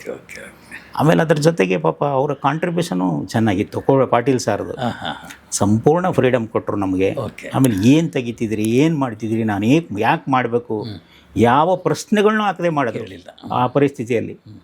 ಹಾಗಾಗಿ ಹಂಗೆ ಜೆಲ್ಲಾದ್ರಿಂದ ಅದೊಂದು ಎಪಿಕ್ ಆಯಿತು ಅಂತ ಅನ್ಸುತ್ತೆ. ಸೊ ಖುಷಿಯಲ್ಲಿ ಆ್ಯಕ್ಟ್ ಮಾಡಿದ್ರು ಖಂಡಿತವಾಗಿ ಅಲ್ವಾ? ಇನ್ವಾಲ್ವ್ ಆದರು. ಆಮೇಲೆ ಪಾಪ ಕಷ್ಟದ ದಿನಗಳದು ಅವ್ರಿಗೆ. ಈ ಫೈನಾನ್ಷಿಯಲಿ ಅದು ಇದು ಹೊಂದ್ಸೋದಕ್ಕೆ ಸರ್ ತುಂಬ ಕಷ್ಟದ ದಿನಗಳು. ಆ ದಿನಗಳಲ್ಲೂ ಕೂಡ ಅದೇನೋ ಆ ಸಿನಿಮಾದ ಮೇಲೆ ಒಂದು ಅವ್ರಿಗೆ ಅಪಾರವಾದ ನಂಬಿಕೆ. ಆಮೇಲೆ ಸರ್ ಶೂಟಿಂಗ್ ಸ್ಪಾಟಲ್ಲಿ ಸರ್ ಜೂನಿಯರ್ ಆರ್ಟಿಸ್ಟು ಉಳಿದ ಆರ್ಟಿಸ್ಟ್ಗಳು ಅಲ್ಲಲ್ಲೇ ಎಕ್ಸೈಟ್ ಆಗೋರು, ಅಲ್ಲಲ್ಲೇ ಹೇಳೋರು, ಸರ್ ಏನೋ ದೊಡ್ಡಿಟ್ಟಾಗುತ್ತೆ ಸರ್, ಇದು ದೊಡ್ಡಿಟ್ಟಾಗುತ್ತೆ ಅನ್ನೋರು. ಹಂಗಾಗಿ ಆಮೇಲೆ ತುಂಬ ಕಡಿಮೆ ಅವಧಿಯಲ್ಲಿ ಮಾಡಿದ ಸಿನಿಮಾ ಸರ್ ಅದು. ಓಕೆ ತಾವು ಹೇಳ್ದಂಗೆ ಅದರ ಎಲ್ಲರೂ ಅರ್ಪಿಸ್ಕೊಂಡು ಮಾಡೋದು ಸಿನಿಮಾ ಸರ್. ಹಂಸಲೇಖ ನಿಮ್ಮ ಸಂಬಂಧ ಹೇಗೆಪ್ಪ? ಅದೇನು ಬಿಟ್ಟು ಬಿಡೋದು ಅನುಬಂಧ ಅಂದರೆ ಒಳ್ಳೊಳ್ಳೆ ಹಾಡುಗಳು. ಹೌದೌದು, ಅದು ಬಹುಶಃ ಇದೆ ಅವ್ರದ್ದು ನಂದು ಈ ದೊಡ್ಡ ಜರ್ನಿ ಸರ್. ಸಾಮಾನ್ಯವಾಗಿ ಸಿನಿಮಾದಲ್ಲಿ 1 ಸಿನಿಮಾ 2 ಸಿನಿಮಾಕ್ಕೆ ಮುಗಿದೋಗ್ಬಿಡುತ್ತೆ ಯಾವುದೋ ಕಾರಣಕ್ಕೆ. ಹೌದೌದು, ಹೊಸಬ್ರು ಯಾರೋ ಬಂದಿರ್ತಾರೆ, ಇನ್ನೇನೋ ಆಗುತ್ತೆ, ಸಂಬಂಧಗಳೇ ಹಾಳಾಗೋಗ್ಬಿಟ್ಟಿರ್ತವೆ. ಹತ್ತತ್ರ 20 ಸಿನಿಮಾ ಆಯಿತು, 21ನೇ ಸಿನಿಮಾ ಸರ್. ನಾನು ಅವ್ರನ್ನ ಭೇಟಿ ಮಾಡಿದ್ದು 2001ರಲ್ಲಿ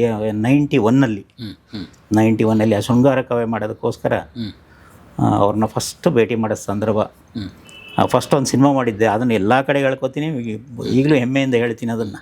ಅವರ ನನ್ನ ಭೇಟಿ ಹೆಂಗಿತ್ತು ಅನ್ನೋದಕ್ಕೆ ಸಂಬಂಧಗಳು ಕೇಳಿದ್ರಲ್ಲ, ನನಗೆ ಮೊದಲು ಅವ್ರ ಕಂಡ್ರೆ ಅವ್ರ ಹೆಸರು ಕೇಳಿದ್ರೆ ಭಯ ನನಗೆ.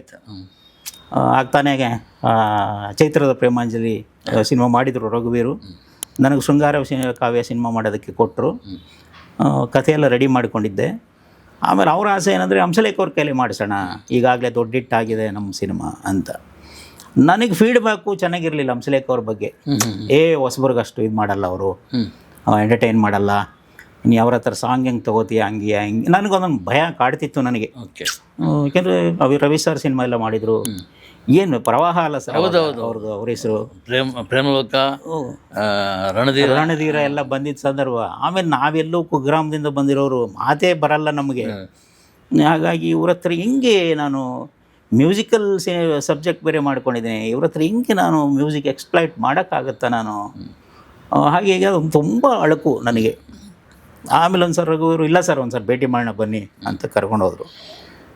ಸರಿ ಅವ್ರ ಮನೆಗೆ ಹೋದ್ವಿ, ಕಥೆ ಹೇಳೋ ಸಂದರ್ಭನೇ ಬಂತು. ಆಮೇಲೆ ಸರಿ ಅವ್ರನ್ನ ಗೊತ್ತಲ್ಲ ಸರ್, ಅವ್ರ ಕ್ಯಾರೆಕ್ಟರ್ ಕೂತ್ಕೊಂಡು ತುಂಬ ನಗ್ತಿರ್ತಾರೆ, ಎಲ್ಲ ವಿಚಾರ ಮಾತಾಡ್ತಿರ್ತಾರೆ, ಕಾಲು ಎಳಿತಾರೆ, ಇನ್ನೊಂದು ಮಾಡ್ತಾರೆ, ಪ್ರೈಸ್ ಮಾಡ್ತಾರೆ. ಈ ಥರದ್ದು ಒಂದಷ್ಟು ಎಪಿಸೋಡ್ ಆಯಿತು. ಅದಾದ ತಕ್ಷಣ ಟಕ್ ಅಂತ ಹೇಳು ಮರಿ ಕತೆ ಅಂದ್ಬಿಟ್ಟು ನನಗೆ ಸಂಪೂರ್ಣ ಪಾಯಿಂಟ್ ಚಿಪ್ಪಲ್ಲಿ ಎಲ್ಲ ಎರೇಜ್ ಆಗೋಯ್ತು, ಹಂಗೆ ಬ್ಲ್ಯಾಂಕ್. ಏನು ಹೊಳಿಲೇ ಇಲ್ಲ ನನಗೆ. ನಾನೇ ಮಾಡಿದ ಕತೆ, ನಾನೇ ಮಾತುಗಳು ಬರ್ಕೊಂಡಿದ್ದೀನಿ, ಏನು ಹೊಳಿಲಿಲ್ಲ ತಲೆಗೆ. ಆಮೇಲೆ ಮೈಂಡಲ್ಲಿ ಏನೋ ಅಂದ್ಕೊಂಡೆ, ಇಲ್ಲಿ ಸೋತ್ರೆ ವಾಪಸ್ ಬಂಡಳ್ಳಿ, ಪಟ್ಟಣದಿಂದ ಹಳ್ಳಿ, ಏನಯ್ಯ ಕತೆ ಹೇಳೋಕ್ಕೆ ಬರಲ್ಲ, ಅವ್ನು ಕರ್ಕೊಬಂದಿದೆ, ನೀನು ಅಂದ್ಬಿಡ್ತಾರೇನೋ ಅನ್ನೋದೊಂದು ಅಳಕು ನನಗೆ. ಆಮೇಲೆ ಮೊನ್ನೆ ಅವರು ಅಮ್ಮವ್ರಿಗೂ ಹೇಳಿದೆ ಅವ್ರ ಮನೆಗೆ ಹೋದಾಗ, ನಿಮ್ದೊಂದು ಕಾಫಿ ನಾನು ಇಲ್ಲಿವರೆಗೆ ತಂದಿದೆ ಅಂತ. ಹಂಗಾಗಿ ಹಂಸಲೇಖ ಸರ್ಗೆ ಏನು ಮಾಡಿದೆ, ಸರ್ ನನಗೊಂದು ಕಾಫಿ ಬೇಕು ಅಂತ. ನಾನು ಏನು ಐಡಿಯಾ ಅಂದರೆ, ಕಾಫಿ ಹೋಟೆಲಿಂದಾದ್ರೂ ತರಬೇಕು, ಇಲ್ಲ ಮಾಡಿ ಆದರೂ ಕೊಡಬೇಕು, ಅರ್ಧ ಗಂಟೆ ಟೈಮ್ ಸಿಗುತ್ತೆ, ರೀಕಾಲ್ ಮಾಡ್ಕೊಳ್ಳೋಣ ಅನ್ನೋದೊಂದು ಐಡಿಯಾ. ಆಮೇಲೆ ಅವ್ರು ಕೂಗಿ ಹೇಳಿದ್ರು, ಡೈರೆಕ್ಟರ್ ಕಾಫಿ ಬೇಕಂತೆ ಅಂತ.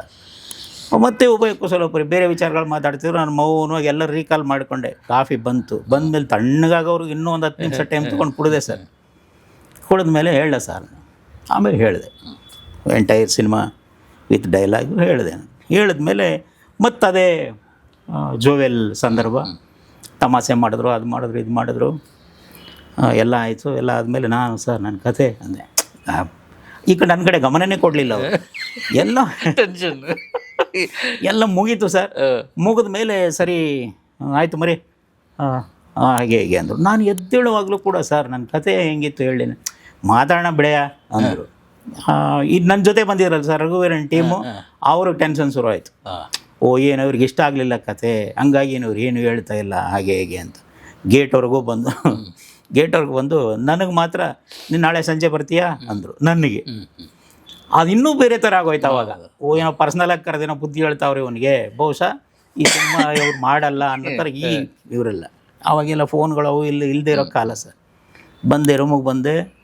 ಇವತ್ತು ಸಂಜೆ ನಡೆದಿರೋ ಪ್ರಕರಣ ನಾಳೆ ಸಂಜೆವರೆಗೆ ಹೆಂಗೆ ಕೂತ್ಕೊಳ್ಳೋದು ಸರ್. ಹೌದು, ಟೆನ್ಷನ್. ಆಮೇಲೆ ಸರಿ ಒಂದು ಆಟೋ ಹಿಡ್ಕೊಂಡು ನೆಕ್ಸ್ಟ್ ಡೇ ಸಂಜೆ ಒಂದು 7 ಗಂಟೆಗೆ ಅವ್ರು ಹೇಳಿದ ಟೈಮ್ ಮನೆಗೆ ಹೋದೆ. ಮನೆಗೆ ಹೋದ್ಮೇಲೆ ಇದ್ದರು ಮನೇಲಿ. ಆಮೇಲೆ ಒಳಗಡೆ ಹೋದೆ. ಬಾರಪ್ಪ ಬಾ. ಆಮೇಲೆ ಕೂತ್ಕೊಂಡ್ವಿ. ಒಂದಷ್ಟೊತ್ತು ಇದೇ ಥರ ವಿಚಾರಗಳಾಯಿತು. ಆದಮೇಲೆ ಸರ್ ನನ್ನ ಕತೆ ಮತ್ತೆ ಮೂಲ ಮಾತಾಡೋಣ ಇರಯ್ಯ ಅಂದು. ಆಮೇಲೆ ಒಂದು ಅರ್ಧ ಗಂಟೆ ಆಯಿತು ಸರ್. ಅರ್ಧ ಗಂಟೆ ಆದಮೇಲೆ ಮೇಲಿಂದ ಕೂಗಿ ಕೇಳಿದ್ರು ರೆಡಿನಾ ಅಂತ. ಕೆಳಗಡೆ ಅವ್ರು ರೆಡಿ ಅಂದರು ಅಮ್ಮವರು. ಬಾ ಅಂದ್ಬಿಟ್ಟು ಕೆಳಗಡೆ ಬಂದ್ವಿ. ಡೈನಿಂಗ್ ಟೇಬಲ್ ಹತ್ರ ಬಂದ್ವಿ ಸರ್. ನನಗೋಸ್ಕರ ಒಂದು 10 ಥರ ಅಡುಗೆ ಮಾಡಿಸಿದ್ರು. ಏನು ನಾನ್ ವೆಜ್ ಅಡುಗೆ ಮಾಡಿಸಿದ್ರು ಸರ್ ವಿಶೇಷವಾಗಿ. ನಾನು ಎಕ್ಸೈಟ್ ಆದ, ಏನಿದು ಇಷ್ಟೊತ್ತಿಗೆ 7:30-8 ಗಂಟೆಗೆ ಅಂತ. ಆಮೇಲೆ ಕೂತ್ಕೋ ಅಂದು. ಅವ್ರು ಇಬ್ಬರು ಕೂತ್ಕೊಂಡು ಊಟ ಮಾಡ್ಯ ಅಂದರು.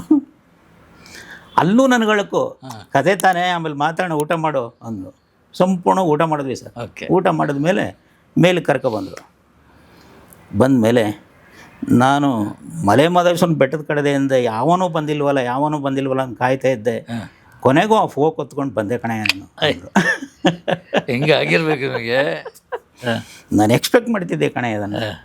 ಅಲ್ಲಿಂದ ಯಾರೂ ಬರಲಿಲ್ವಲ್ಲ, ಒಬ್ಬ ಮಲೆ ಮಹದೇಶ್ವರ, ಮಂಟೇಸ್ವಾಮಿ, ರಾಚಪ್ಪಾಜಿ, ಸಿದ್ದಪ್ಪಾಜಿ, ಆ ಜನಪದನ ಎತ್ಕೊಂಡು ಬರಲಿಲ್ವಲ್ಲ ಅಂತ ಇವತ್ತರೆಗೂ ಕಾಯ್ತಿದ್ದೆ. ಬಂದೆ ನೋಡು ಕೊನೆಗೂ. ನೀ ಎಲ್ಲಿವರೆಗೆ ಇಂಡಸ್ಟ್ರಿಯಲ್ಲಿ ಇರ್ತೀಯ ಅಲ್ಲಿವ್ರಿಗೆ ಜೊತೆಲಿ ಇರ್ತೀನಿ ಕಣೆ ನಡೆ ಅಂದು. ಹಂಗೆ ಶುರುವಾದದ್ದು ಸರ್ ನನ್ನ ಜರ್ನಿ. ಬಟ್ ಇವತ್ತರೆಗೂ ಹಂಗೆ ಇದೆ. ಈಗಲೂ ಅದೇ ಜೋಶಲ್ಲಿ. ನಾನು ಮೊನ್ನೆ ಹಂಗೆ ಹೋಗಿ ಒಂದು ಸಿನಿಮಾ ಮಾಡ್ಬೇಕು ಸರ್ ಅಂದಾಗ ಕೊನೆಗೂ ಕೊಡೋಕೊಂಡು ಇದ್ಯಾ ಮಹದೇಶ್ವರ ಅಂದರು. ಹಂಗೆ ಅದೊಂದು ಒಳ್ಳೆ ಜರ್ನಿ ಸರ್. ಏನೋ ಸಂದರ್ಭಗಳಾಗಿರ್ಬೋದು, ಅದಾಗಿರ್ಬೋದು, ಒಂದು ಪ್ರಾಜೆಕ್ಟ್ಗೋಸ್ಕರ, ಒಂದು ಸಿನಿಮಾಕ್ಕೋಸ್ಕರ ಮಾತಾಡಿರ್ತೀವಿ ಹೊರತು ಆ ಸಂಬಂಧ ಅವ್ರದ್ದು ನಂದು, ಅವರಲ್ಲೂ ಹಂಗೆ ಇದೆ, ನನ್ನಲ್ಲೂ ಹಂಗೆ ಇದೆ ಸರ್. ಹೆಲ್ತಿಯಾಗಿದೆ. ಈಗಲೂ ಕೂಡ ನಿನ್ನ ನೋಡಿದ್ರೆ ಸಂಗೀತ ಬರುತ್ತೆ ಅಂತಾರೆ ಅವರು.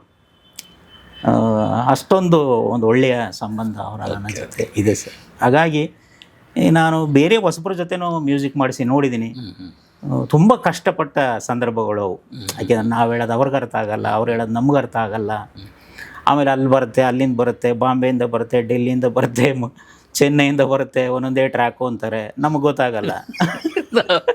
ನಾವಿಲ್ಲಿ ಎಲ್ಲ ಒಟ್ಟಿಗೆ ನೋಡಿ ನೋಡಿ ಅಭ್ಯಾಸ ಸರ್. ಏನಂದರೆ ಒಂದು ಸರಿ ರೆಕಾರ್ಡಿಂಗ್ ಅಂತ ಹೋದರೆ ಅಲ್ಲೇ ರಿಸಲ್ಟ್ ಗೊತ್ತಾಗಲ್ಲ ನಮಗೆ. ಅಲ್ಲಿ ನೂರಾರು ಜನ ಇರೋರೆ ಅಲ್ಲಿ ಆ ಎಕ್ಸ್ಪ್ರೆಷನ್ಸಲ್ಲೇ ನಮಗೆ ರಿಸಲ್ಟ್ ಗೊತ್ತಾಗ್ಬಿಡೋದು. ಅವಾಗ ಅಲ್ಲೇ ಒಂದು ಧೈರ್ಯ, ಜೋಶ್ ಎಲ್ಲ ಬಂದ್ಬಿಡೋದು ಸರ್.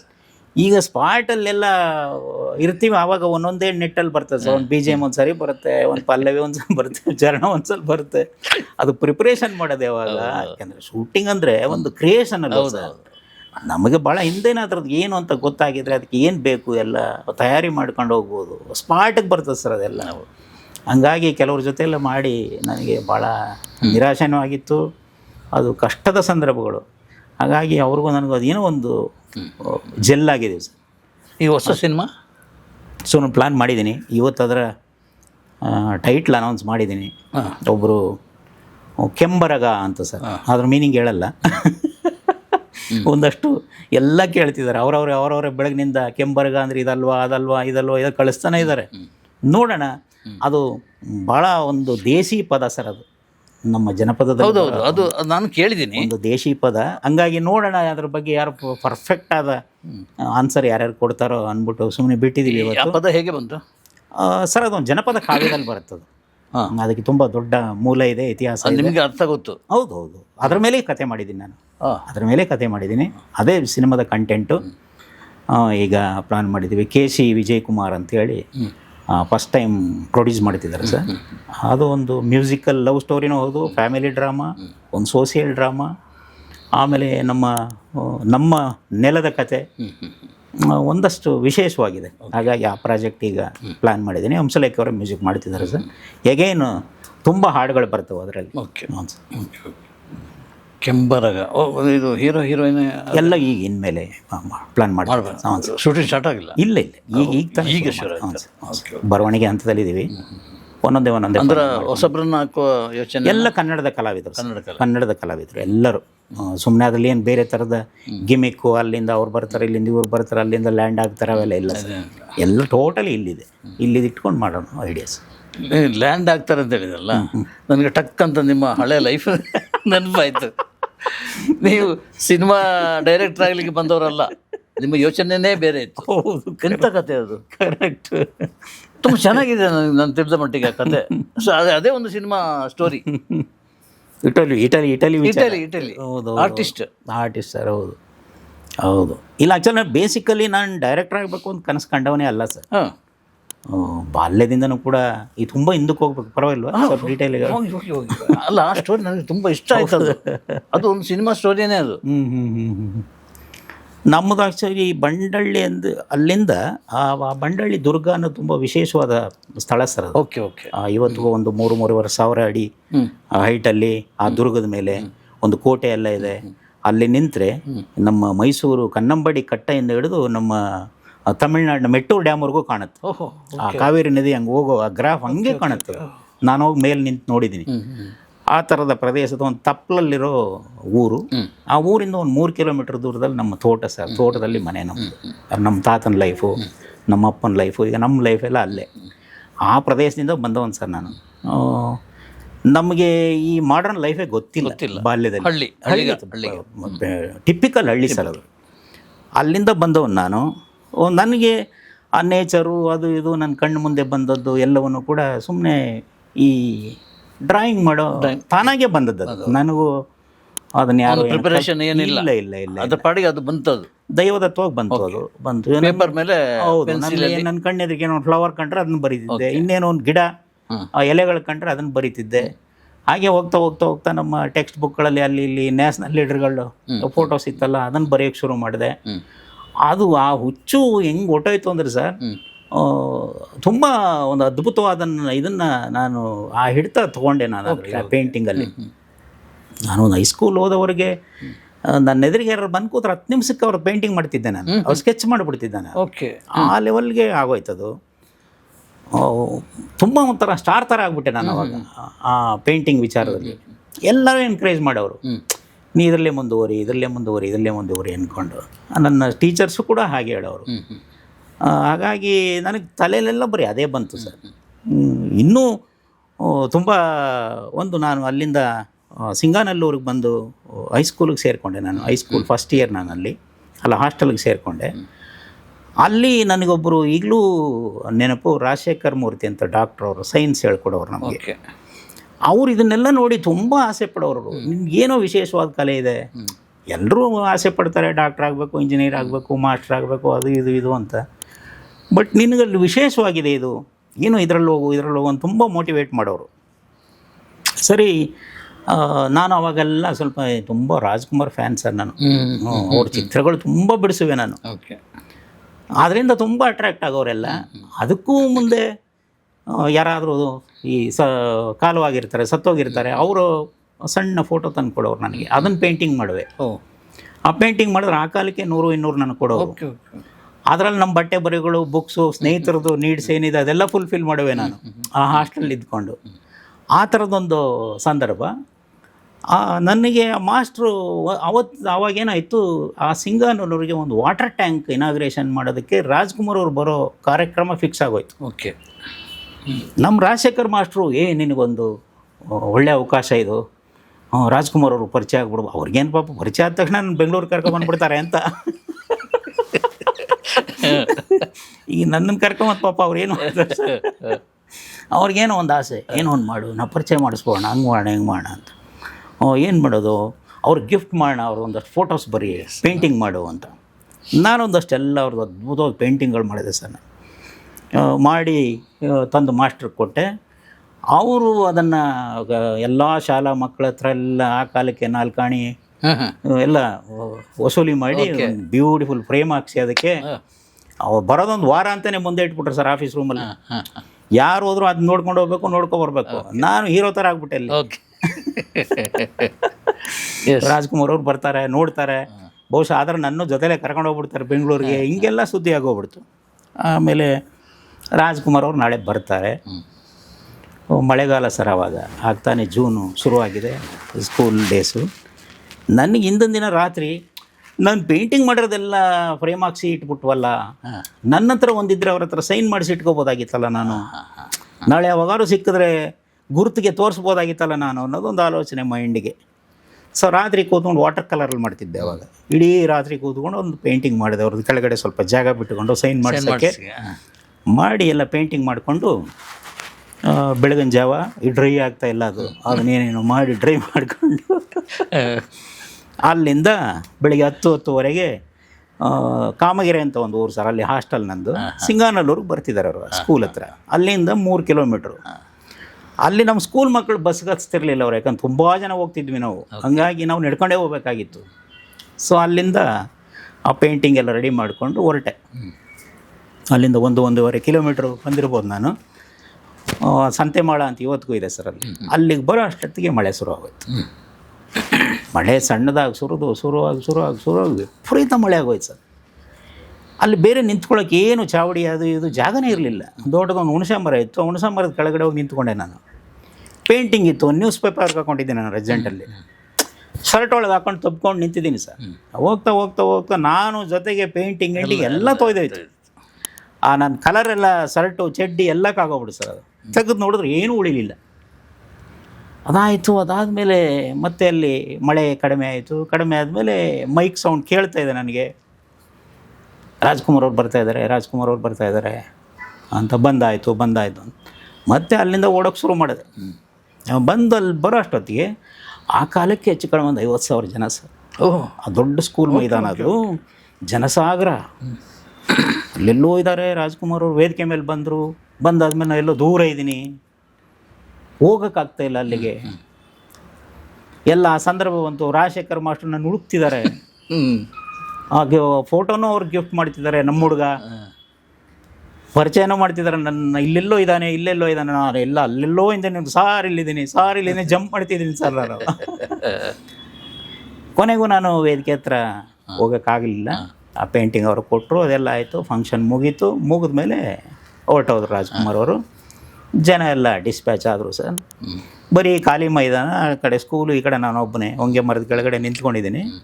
ಒಳಗಡೆ ಹೋದರೆ ಮಾಸ್ಟ್ರು ಎಗ್ಗಮಗ ಹೊಡಿತಾರೆ ಇಲ್ಲ ಬೈತಾರೆ ನನಗೆ ಎಂಥ ಕೆಲಸ ಮಾಡಿದೆ ಅಂತ. ಅಲ್ಲಿಗೆ ಹೋಗಲೇ ಇಲ್ಲ ನಾನು. ವಾಪಸ್ ಅಲ್ಲಿಂದ ಹಾಸ್ಟೆಲ್ ಕಡೆಗೆ ಹೊರಟೆ ಸರ್, ನಡ್ಕೊಂಡು ಹೋಗ್ಬನೆ. ಅದೇ ಕಟ್ಟೆ ಸಂತೆ ಮೈದಾನದ ಹತ್ರ ಅಲ್ಲಿ ಬಂದು ಕೂತ್ಕೊಂಡು ಬಿಕ್ಕಿ ಬಿಕ್ಕಿ ಬಿಕ್ಕಿ ಅಳ್ತಾ ಇದ್ದೀನಿ ನಾನು. ಎಂಥ ಅವಕಾಶ ಮಿಸ್ ಆಗೋಯ್ತು ಅಂತ. ಅದಾದಮೇಲೆ ಅವ್ರು ಹಂಗೆ ಒಂದು ಸ್ಕೂಟಿ ಇತ್ತು ಅವ್ರದ್ದು, ಓಡಾಡ್ತಿದ್ದಾರೆ. ಅದು ಬಂದರು ಅವರು, ಅವ್ರಿಗೆ ಗೊತ್ತಾಯ್ತು ಏನೋ ಆಗಿದೆ ಅಂತ. ನಿಲ್ಲಿಸ್ಬಿಟ್ಟು ಬಂದು ನನ್ನ ಪಕ್ಕದಲ್ಲಿ ಕೂತ್ಕೊಂಡವ್ರು ನೋಡಿದ ತಕ್ಷಣ ಯಾಕೋ ಅಂದರು. ನಾನು ಹಿಂಗೆ ಹೇಳಿದೆ. ಅವ್ರು ಏನೂ ಹೇಳಿಲ್ಲ ಸರ್. ಸರಿ ಬಿಡು, ಅದಕ್ಕೆ ಯಾಕೆ ಯೋಚನೆ ಮಾಡ್ತೀಯ? ಈಗ ನಿನಗೆ ರಾಜ್ಕುಮಾರ್ ಗೊತ್ತಪ್ಪ, ರಾಜ್ಕುಮಾರ್ ಅವರು ನೀ ಗೊತ್ತಿಲ್ವಲ್ಲ, ಅವ್ರಿಗೆ ನೀ ಗೊತ್ತಿದ್ದರೆ ನಿನಗೆ ಕರ್ಸೋರಲ್ಲಿ ಅವ್ರಿಗೆ ಗೊತ್ತಾಗೋ ಥರ ಬೆಳಿ ಅಷ್ಟೇ ಅಂದ್ಬಿಟ್ಟು ಬಾ ಕೂತ್ಕೊ ಅಂದ್ಬಿಟ್ಟು ಕೂರಿಸ್ಕೊಂಡು ಹಾಸ್ಟೆಲ್ ಹತ್ರ ಬಂದುಬಿಟ್ಟು. ಸ್ಫೂರ್ತಿದಾಯಕ ಮಾತಲ್ಲ ಸರ್ ಅದು? ಹೌದು ಸರ್, ಪಾಸಿಟಿವ್. ಅವ್ರಿಗೆ ಗೊತ್ತಾಗೋ ಥರ ಬೆಳಿ ಅಷ್ಟೇ ಅಂಥೇಳಿ ಹಿಂದ್ಗಡೆ ಕೂರಿಸ್ಕೊಂಡು ಹಾಸ್ಟೆಲ್ ಮುಂದೆ ತಂದು ಬಿಟ್ಬಿಟ್ಟು ಹೋದ್ರು ಅವರು. ಅಲ್ಲಿಂದ ಇದು ಪೇಂಟಿಂಗ್ ಅಂತ ಇನ್ನೂ ವಿಪರೀತ.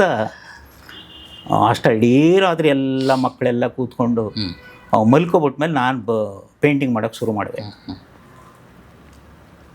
ವಿಪರೀತ ಆಗೋಯ್ತು ಸರ್ ಅದು. ಅಲ್ಲಿಂದ ಕೊನೆಗೆ ಹೋಗ್ತಾ ಅದು ಮುಗಿದ ಮೇಲೆ SSLCಗೆ ಬಂದೆ, ಮೈಸೂರು ಸೆಂಟ್ ಫಿಲೋಮಿನಾಸ್ಗೆ. ಅಲ್ಲಿ ಬಂದಮೇಲೆ ಅಲ್ಲೂ ಕೂಡ ಇದಕ್ಕೆ ಎನ್ಕರೇಜ್ಮೆಂಟ್ ಜಾಸ್ತಿ ಆಯಿತು. ಜಾಸ್ತಿ ಆದಮೇಲೆ SSLC ಮುಗೀತು. ಬಂದ ಮೇಲೆ ಇನ್ನೊಬ್ಬರು ಮಾಸ್ಟರ್ ಸಿಕ್ಕಿದ್ರು ಗುರುಗಳು ನನಗೆ, ಪುಟ್ಟರಾಜು ಅಂತ. ಅವರು ನನ್ನ ಪೇಂಟಿಂಗ್ಸ್ ಎಲ್ಲ ನೋಡಿ ಸರ್, ನಮ್ಮ ರಾಜಶೇಖರ್ ಮಾಸ್ಟ್ರಿಗಿಂತನೂ ತುಂಬ ಎನ್ಕರೇಜ್ ಮಾಡೋಕ್ಕೆ ಶುರು ಮಾಡಿದ್ರು ಅವರು. ಇಲ್ಲ ನೀ ಏನಾದರೂ ಮಾಡು, ಇದರಲ್ಲೇ ಹೋಗು ಅನ್ನೋರು. ಸರಿ ಸರ್ ಅಂತ.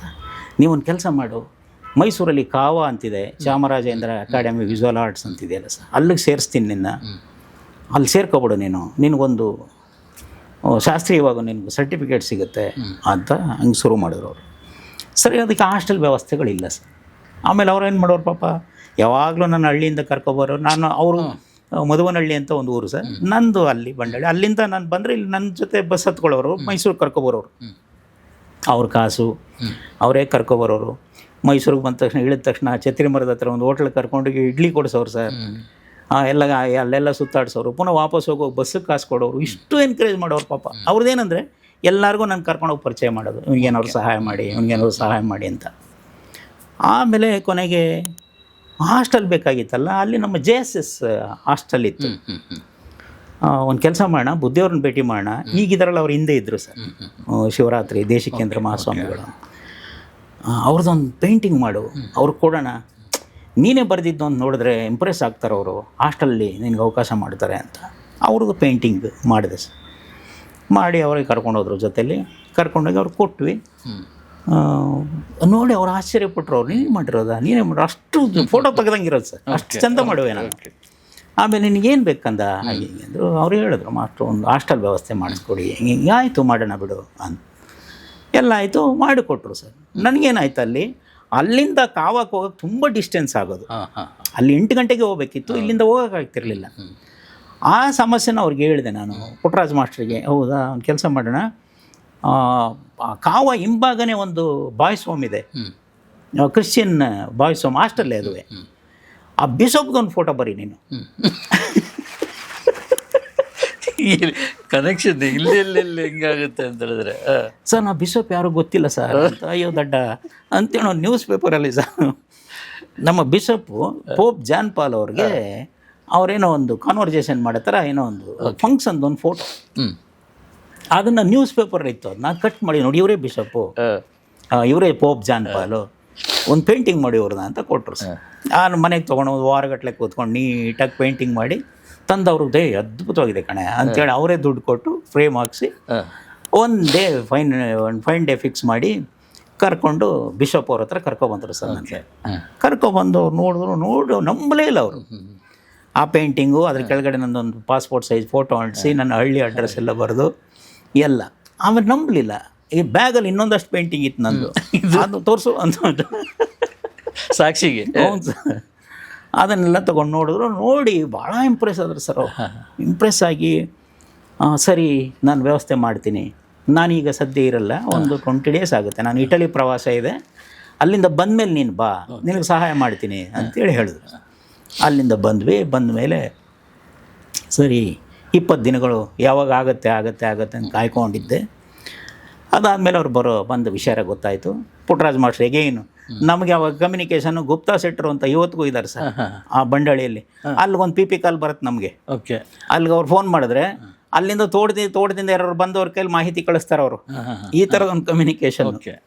ಅವತ್ತು ಹಂಗೆ ಪುಟ್ಟರಾಜ್ ಮಾಸ್ಟ್ರು ನಾಳೆ ಬೆಳಿಗ್ಗೆ ಅಲ್ಲಿ ಕಾಯ್ತಿರ್ತೀನಿ, ನೀ ಬಾ ಅಂತ ಮಾಹಿತಿ ಕಳಿಸಿದ್ದಾರೆ. ನಾನು ಅಲ್ಲಿಗೆ ಹೋಗ್ತೀನಿ. ಅವ್ರು ಬಂದು ಹತ್ಕೊಂಡ್ರು. ಬಂದು ಬಿಷಪ್ ಅವ್ರ ಹತ್ರ ಹೋದ್ವಿ. ಹೋದ ತಕ್ಷಣ ಅವರು ನಾನು ನೋಡಿ ಎಕ್ಸೈಟಾಗಿ ನೋಡಿದ್ರು ಅವರು. ಅದಾದಮೇಲೆ ಬಾ ಬಾ ಬಾ ನಿಂತ್ಕೊಂಡೆ ನಾನು. ಪ್ರಪಂಚದಲ್ಲಿ ಯಾರಿಗೂ ಬರದೇ ಇರೋ ಒಂದು ಅವಕಾಶ ಬಂದಿದೆ, ಉಪಯೋಗಿಸ್ಕೋತೀಯ ಮಗು ಅಂದರು ನನಗೆ ಗೊತ್ತಾಗಲಿಲ್ಲ ಫಾದರ್ ಅಂದೆ. ಇಲ್ಲ, ನೀನು ಕೊಟ್ಟು ಪೇಂಟಿಂಗ್ನ ನಾನು ಇಟಲಿಗೆ ಹೋದಾಗ ಜಾನ್ ಪಾಲ್ ಅವ್ರಿಗೆ ಪೋಪ್ ಅವ್ರಿಗೆ ಗಿಫ್ಟ್ ಮಾಡಿದೆ. ಅಲ್ಲಿ ನಿನ್ನ ವಿಚಾರ ಬಂತು. ನಿನ್ನ ಆಸೆ ಏನಿದೆ ಅಲ್ಲಿ ಹೇಳಿದೆ. ಅವ್ನಿಗೆ ಇಲ್ಲೇ ಎಜುಕೇಷನ್ ಕೊಡಿಸಿ ಅಂದರು. ನೀನು ಮನ್ಸು ಮಾಡಿದ್ರೆ 10 ವರ್ಷ ನಿನಗೆ ಇಟಲಿಯಲ್ಲಿ ಅವಕಾಶ ಆಗುತ್ತೆ ಅಂತಂದ್ರು. ನನಗೇನು ಅರ್ಥ ಆಗ್ತಾ ಇಲ್ಲ ಸರ್ ಆವಾಗ. ನಮ್ಮ ಪುಟ್ಟರಾಜ್ ಮಾಸ್ಟ್ರು ನಿಂತಲ್ಲೇ ಪಾಪ ಅಷ್ಟು ಎಕ್ಸೈಟ್ ಆಗೋದ್ರು ಅವರು. ನಮ್ಮ ತಂದೆ ತಾಯಿ ಕೇಳ್ತೀನಿ ಸರ್ ಅಂತಂದೆ ನಾನು. ಇಲ್ಲೇ ನಾನು ಒಪ್ಪಿಸ್ತೀನಿ ಫಾದರ್ ಅಂದರು ಅವರು. ಅದೆಲ್ಲ ಆಯಿತು. ಸರಿ ಅಂಥೇಳಿ ಒಪ್ಕೊಂಡ್ವಿ, ಬಂದ್ವಿ. ದಡ್ಡ ನಾನು ಒಪ್ಪಿಸ್ತೀನಿ ನಡಿ. ಯಾರಿಗೆ ಬರುತ್ತೋ ಇದು? ಯಾರಿಗೂ ಬರೋಲ್ಲ ಕಣೆ, ನಾ ಹೇಳ್ತೀನಿ ನಡಿ ನಿಮ್ಮ ಅಪ್ಪ ಅಮ್ಮನಿಗೆ ಅಂಥೇಳಿ ನನ್ನ ಜೊತೆನೇ ಬಂದು ನಮ್ಮ ಹಳ್ಳಿಗೆ ಬಂದು ತೋಟದ ಮನೇಲಿ ನಾವು ಕೂರಿಸ್ಕೊಂಡು ನಮ್ಮ ತಂದೆ ತಾಯಿ ಎಲ್ಲರೂ.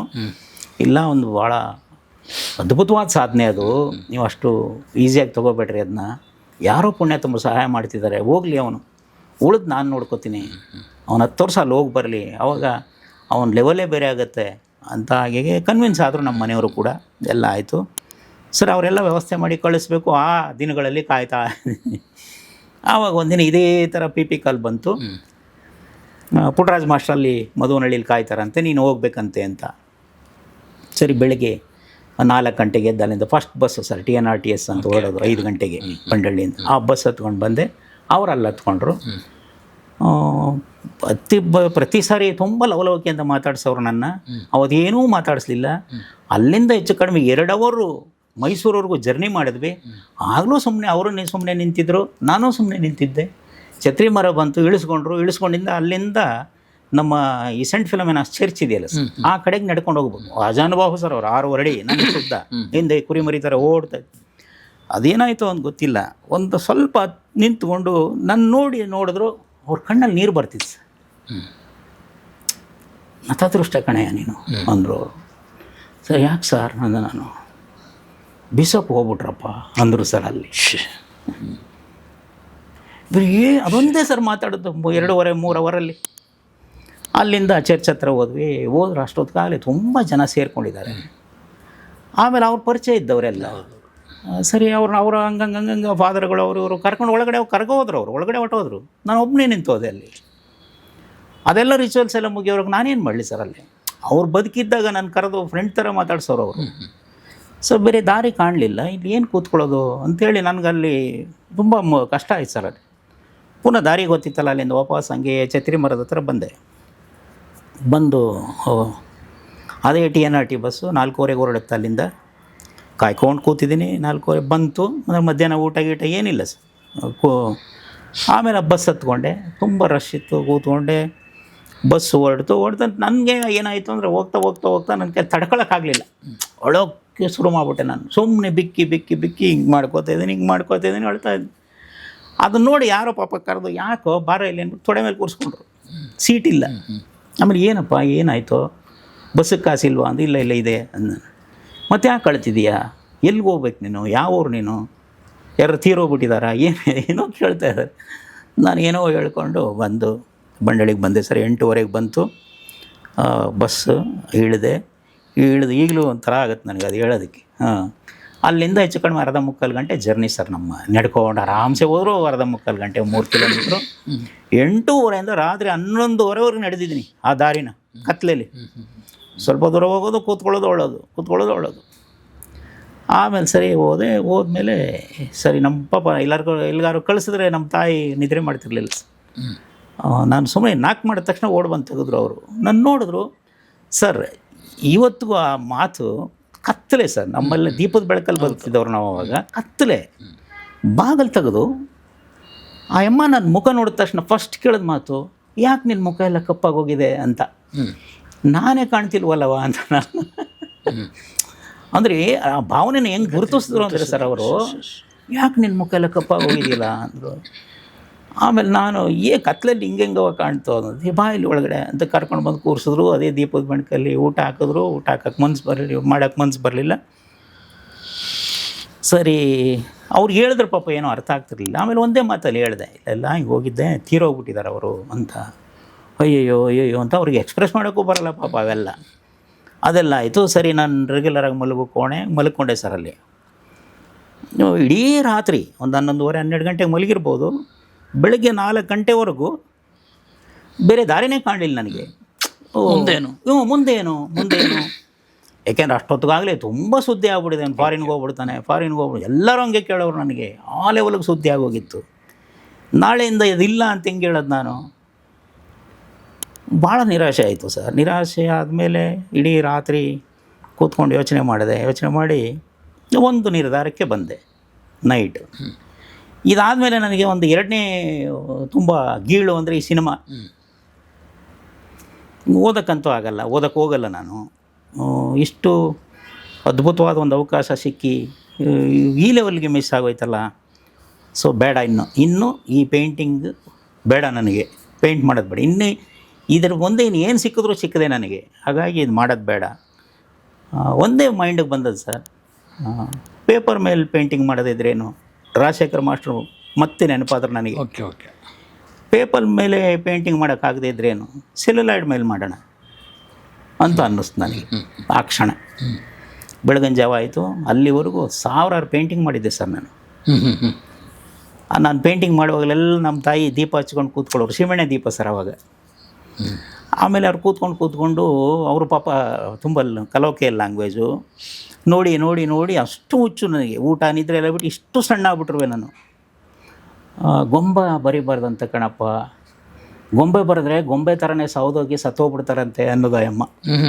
ಅಂದರೆ ಪೇಂಟಿಂಗ್ ಮಾಡಬೇಡ, ಈ ಪೇಂಟಿಂಗ್ ಮಾಡಿದ್ರೆ ಹಂಗೆ ಸೌದೋಗಿ ಸತ್ತೋಗ್ಬಿಡ್ತಾರಂತೆ ಅನ್ನೋ. ಏನೂ ಆಗಲ್ಲ, ದೀಪ ಏರ್ಸವ ಅನ್ನುವೆ ನಾನು. ಬತ್ತಿ ಕಡಿಮೆ ಆದರೆ ಹಂಗೆ ನಾನು ಪೇಂಟಿಂಗ್ ಮಾಡುವಾಗಲೆಲ್ಲ ಅಮ್ಮ ನಾನು ಮುಗಿಸೋವರೆಗೂ ಆ ದೀಪ ಹಚ್ಕೊಂಡು ಅದು ಕಡಿಮೆ ಆದಾಗಲೆಲ್ಲ ಬೆಳಕು ಜಾಸ್ತಿ ಮಾಡ್ಕೊಂಡು ಕೂತ್ಕೊಳ್ಳೋರು ಯಾವಾಗಲೂ. ಆ ಥರ ಮಾಡಿದ ಪೇಂಟಿಂಗ್ಸು. ಬೆಳಗ್ಗೆ 4:15 5 ಗಂಟೆ ಸರ್. ಅಲ್ಲಿಂದ ಆಯಿಲ್ ಪೇಂಟ್ ಎಲ್ಲ ಮಾಡೋ ಲೆವೆಲ್ಗೆ ಬಂದಿದ್ದೆ ನಾನು. ಈ ಟರ್ಫೆಂಟೈನ್ ಅದು ಇದೆಲ್ಲ ಸೀಮೆಣ್ಣೆ ಥರ ಇರ್ತಲ್ಲ ಸರ್, ಒಂದಷ್ಟು ಪೇಂಟಿಂಗ್ಸು. ಆಚೆ ಬಂದಮೇಲೆ ನಮ್ಮ ಚಿಕ್ಕಪ್ಪ ದೊಡ್ಡಪ್ಪನ ಮಕ್ಕಳೆಲ್ಲ ಚಳಿಗೆ ಬೆಂಕಿ ಕಾಯಿಸ್ತಾ ಕೂತಿದ್ರಲ್ಲ ಹುಲ್ಲುಗಳು ಹಾಕ್ಕೊಂಡು. ಅಷ್ಟು ಪೇಂಟಿಂಗ್ ತಂದು ಬೆಂಕಿಗೆ ಹಾಕಿ ಆ ಟರ್ಫೆಂಟೈನ್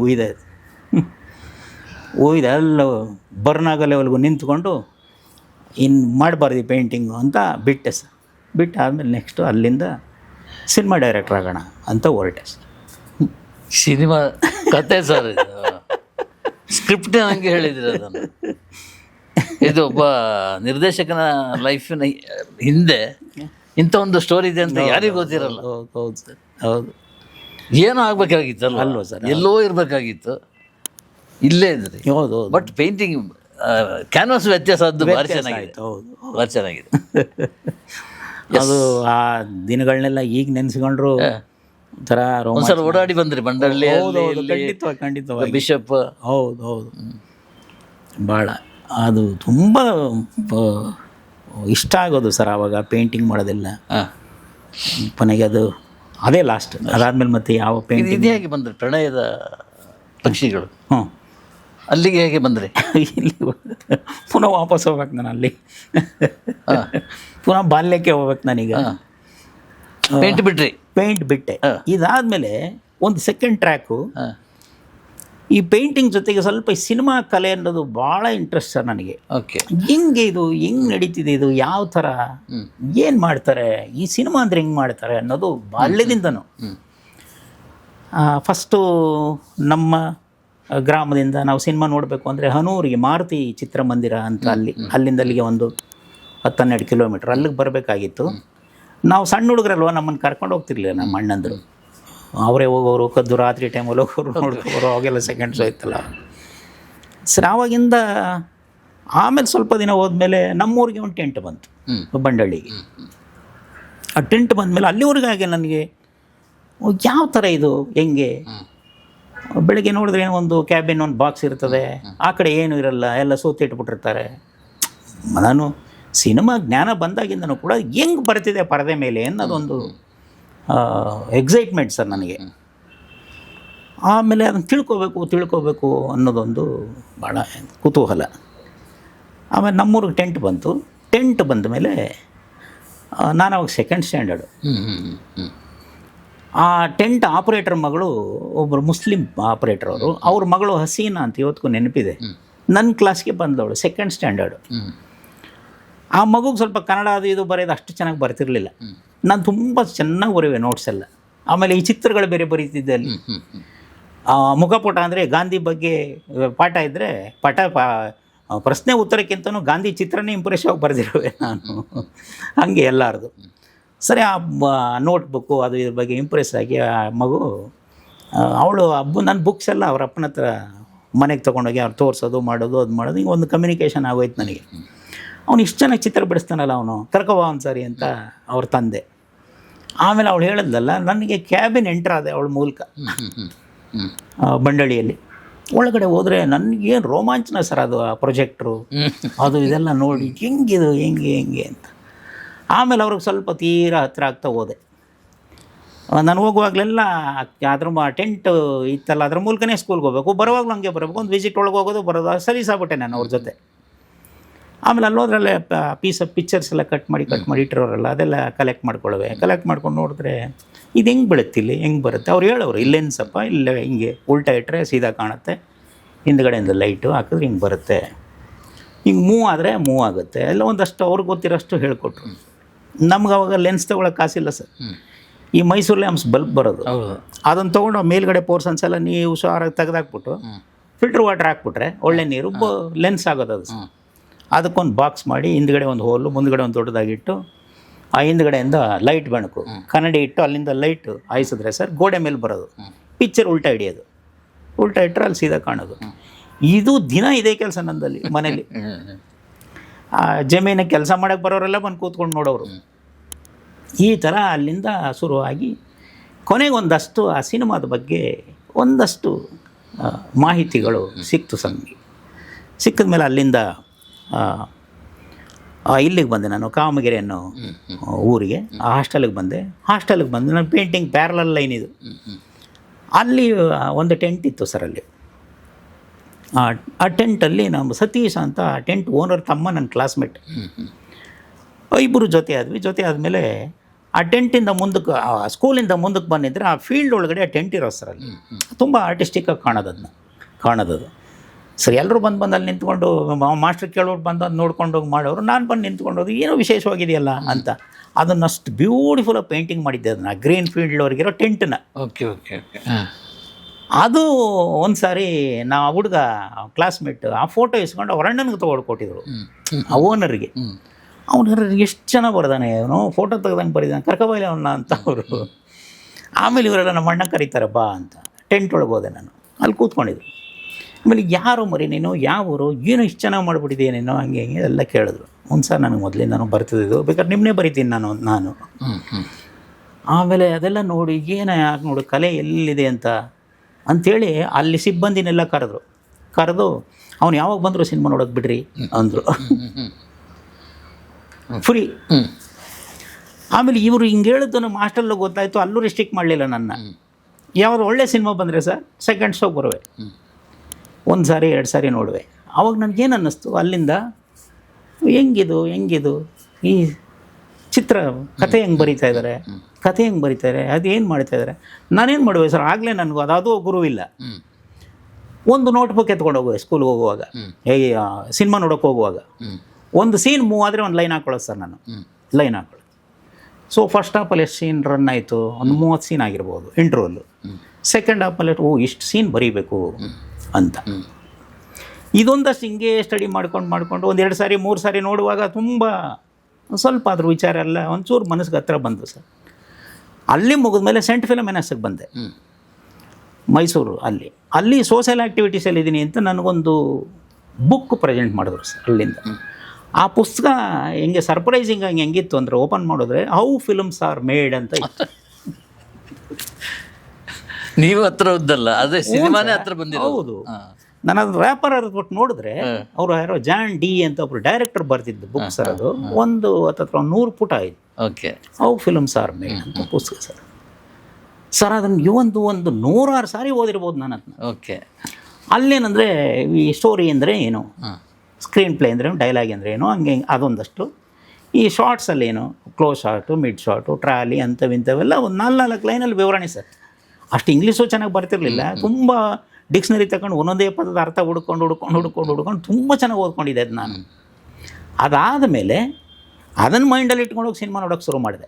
ಓಕೆ, ಕ್ಲೋಸ್ ಶಾಟ್ ಅಂದರೆ ಇದು ಅಂತ, ಎಕ್ಸ್ಪ್ರೆಷನ್ಸ್ಗೋಸ್ಕರ ಹಿಂಗೆ ಇಟ್ಟಿದ್ದಾರೆ.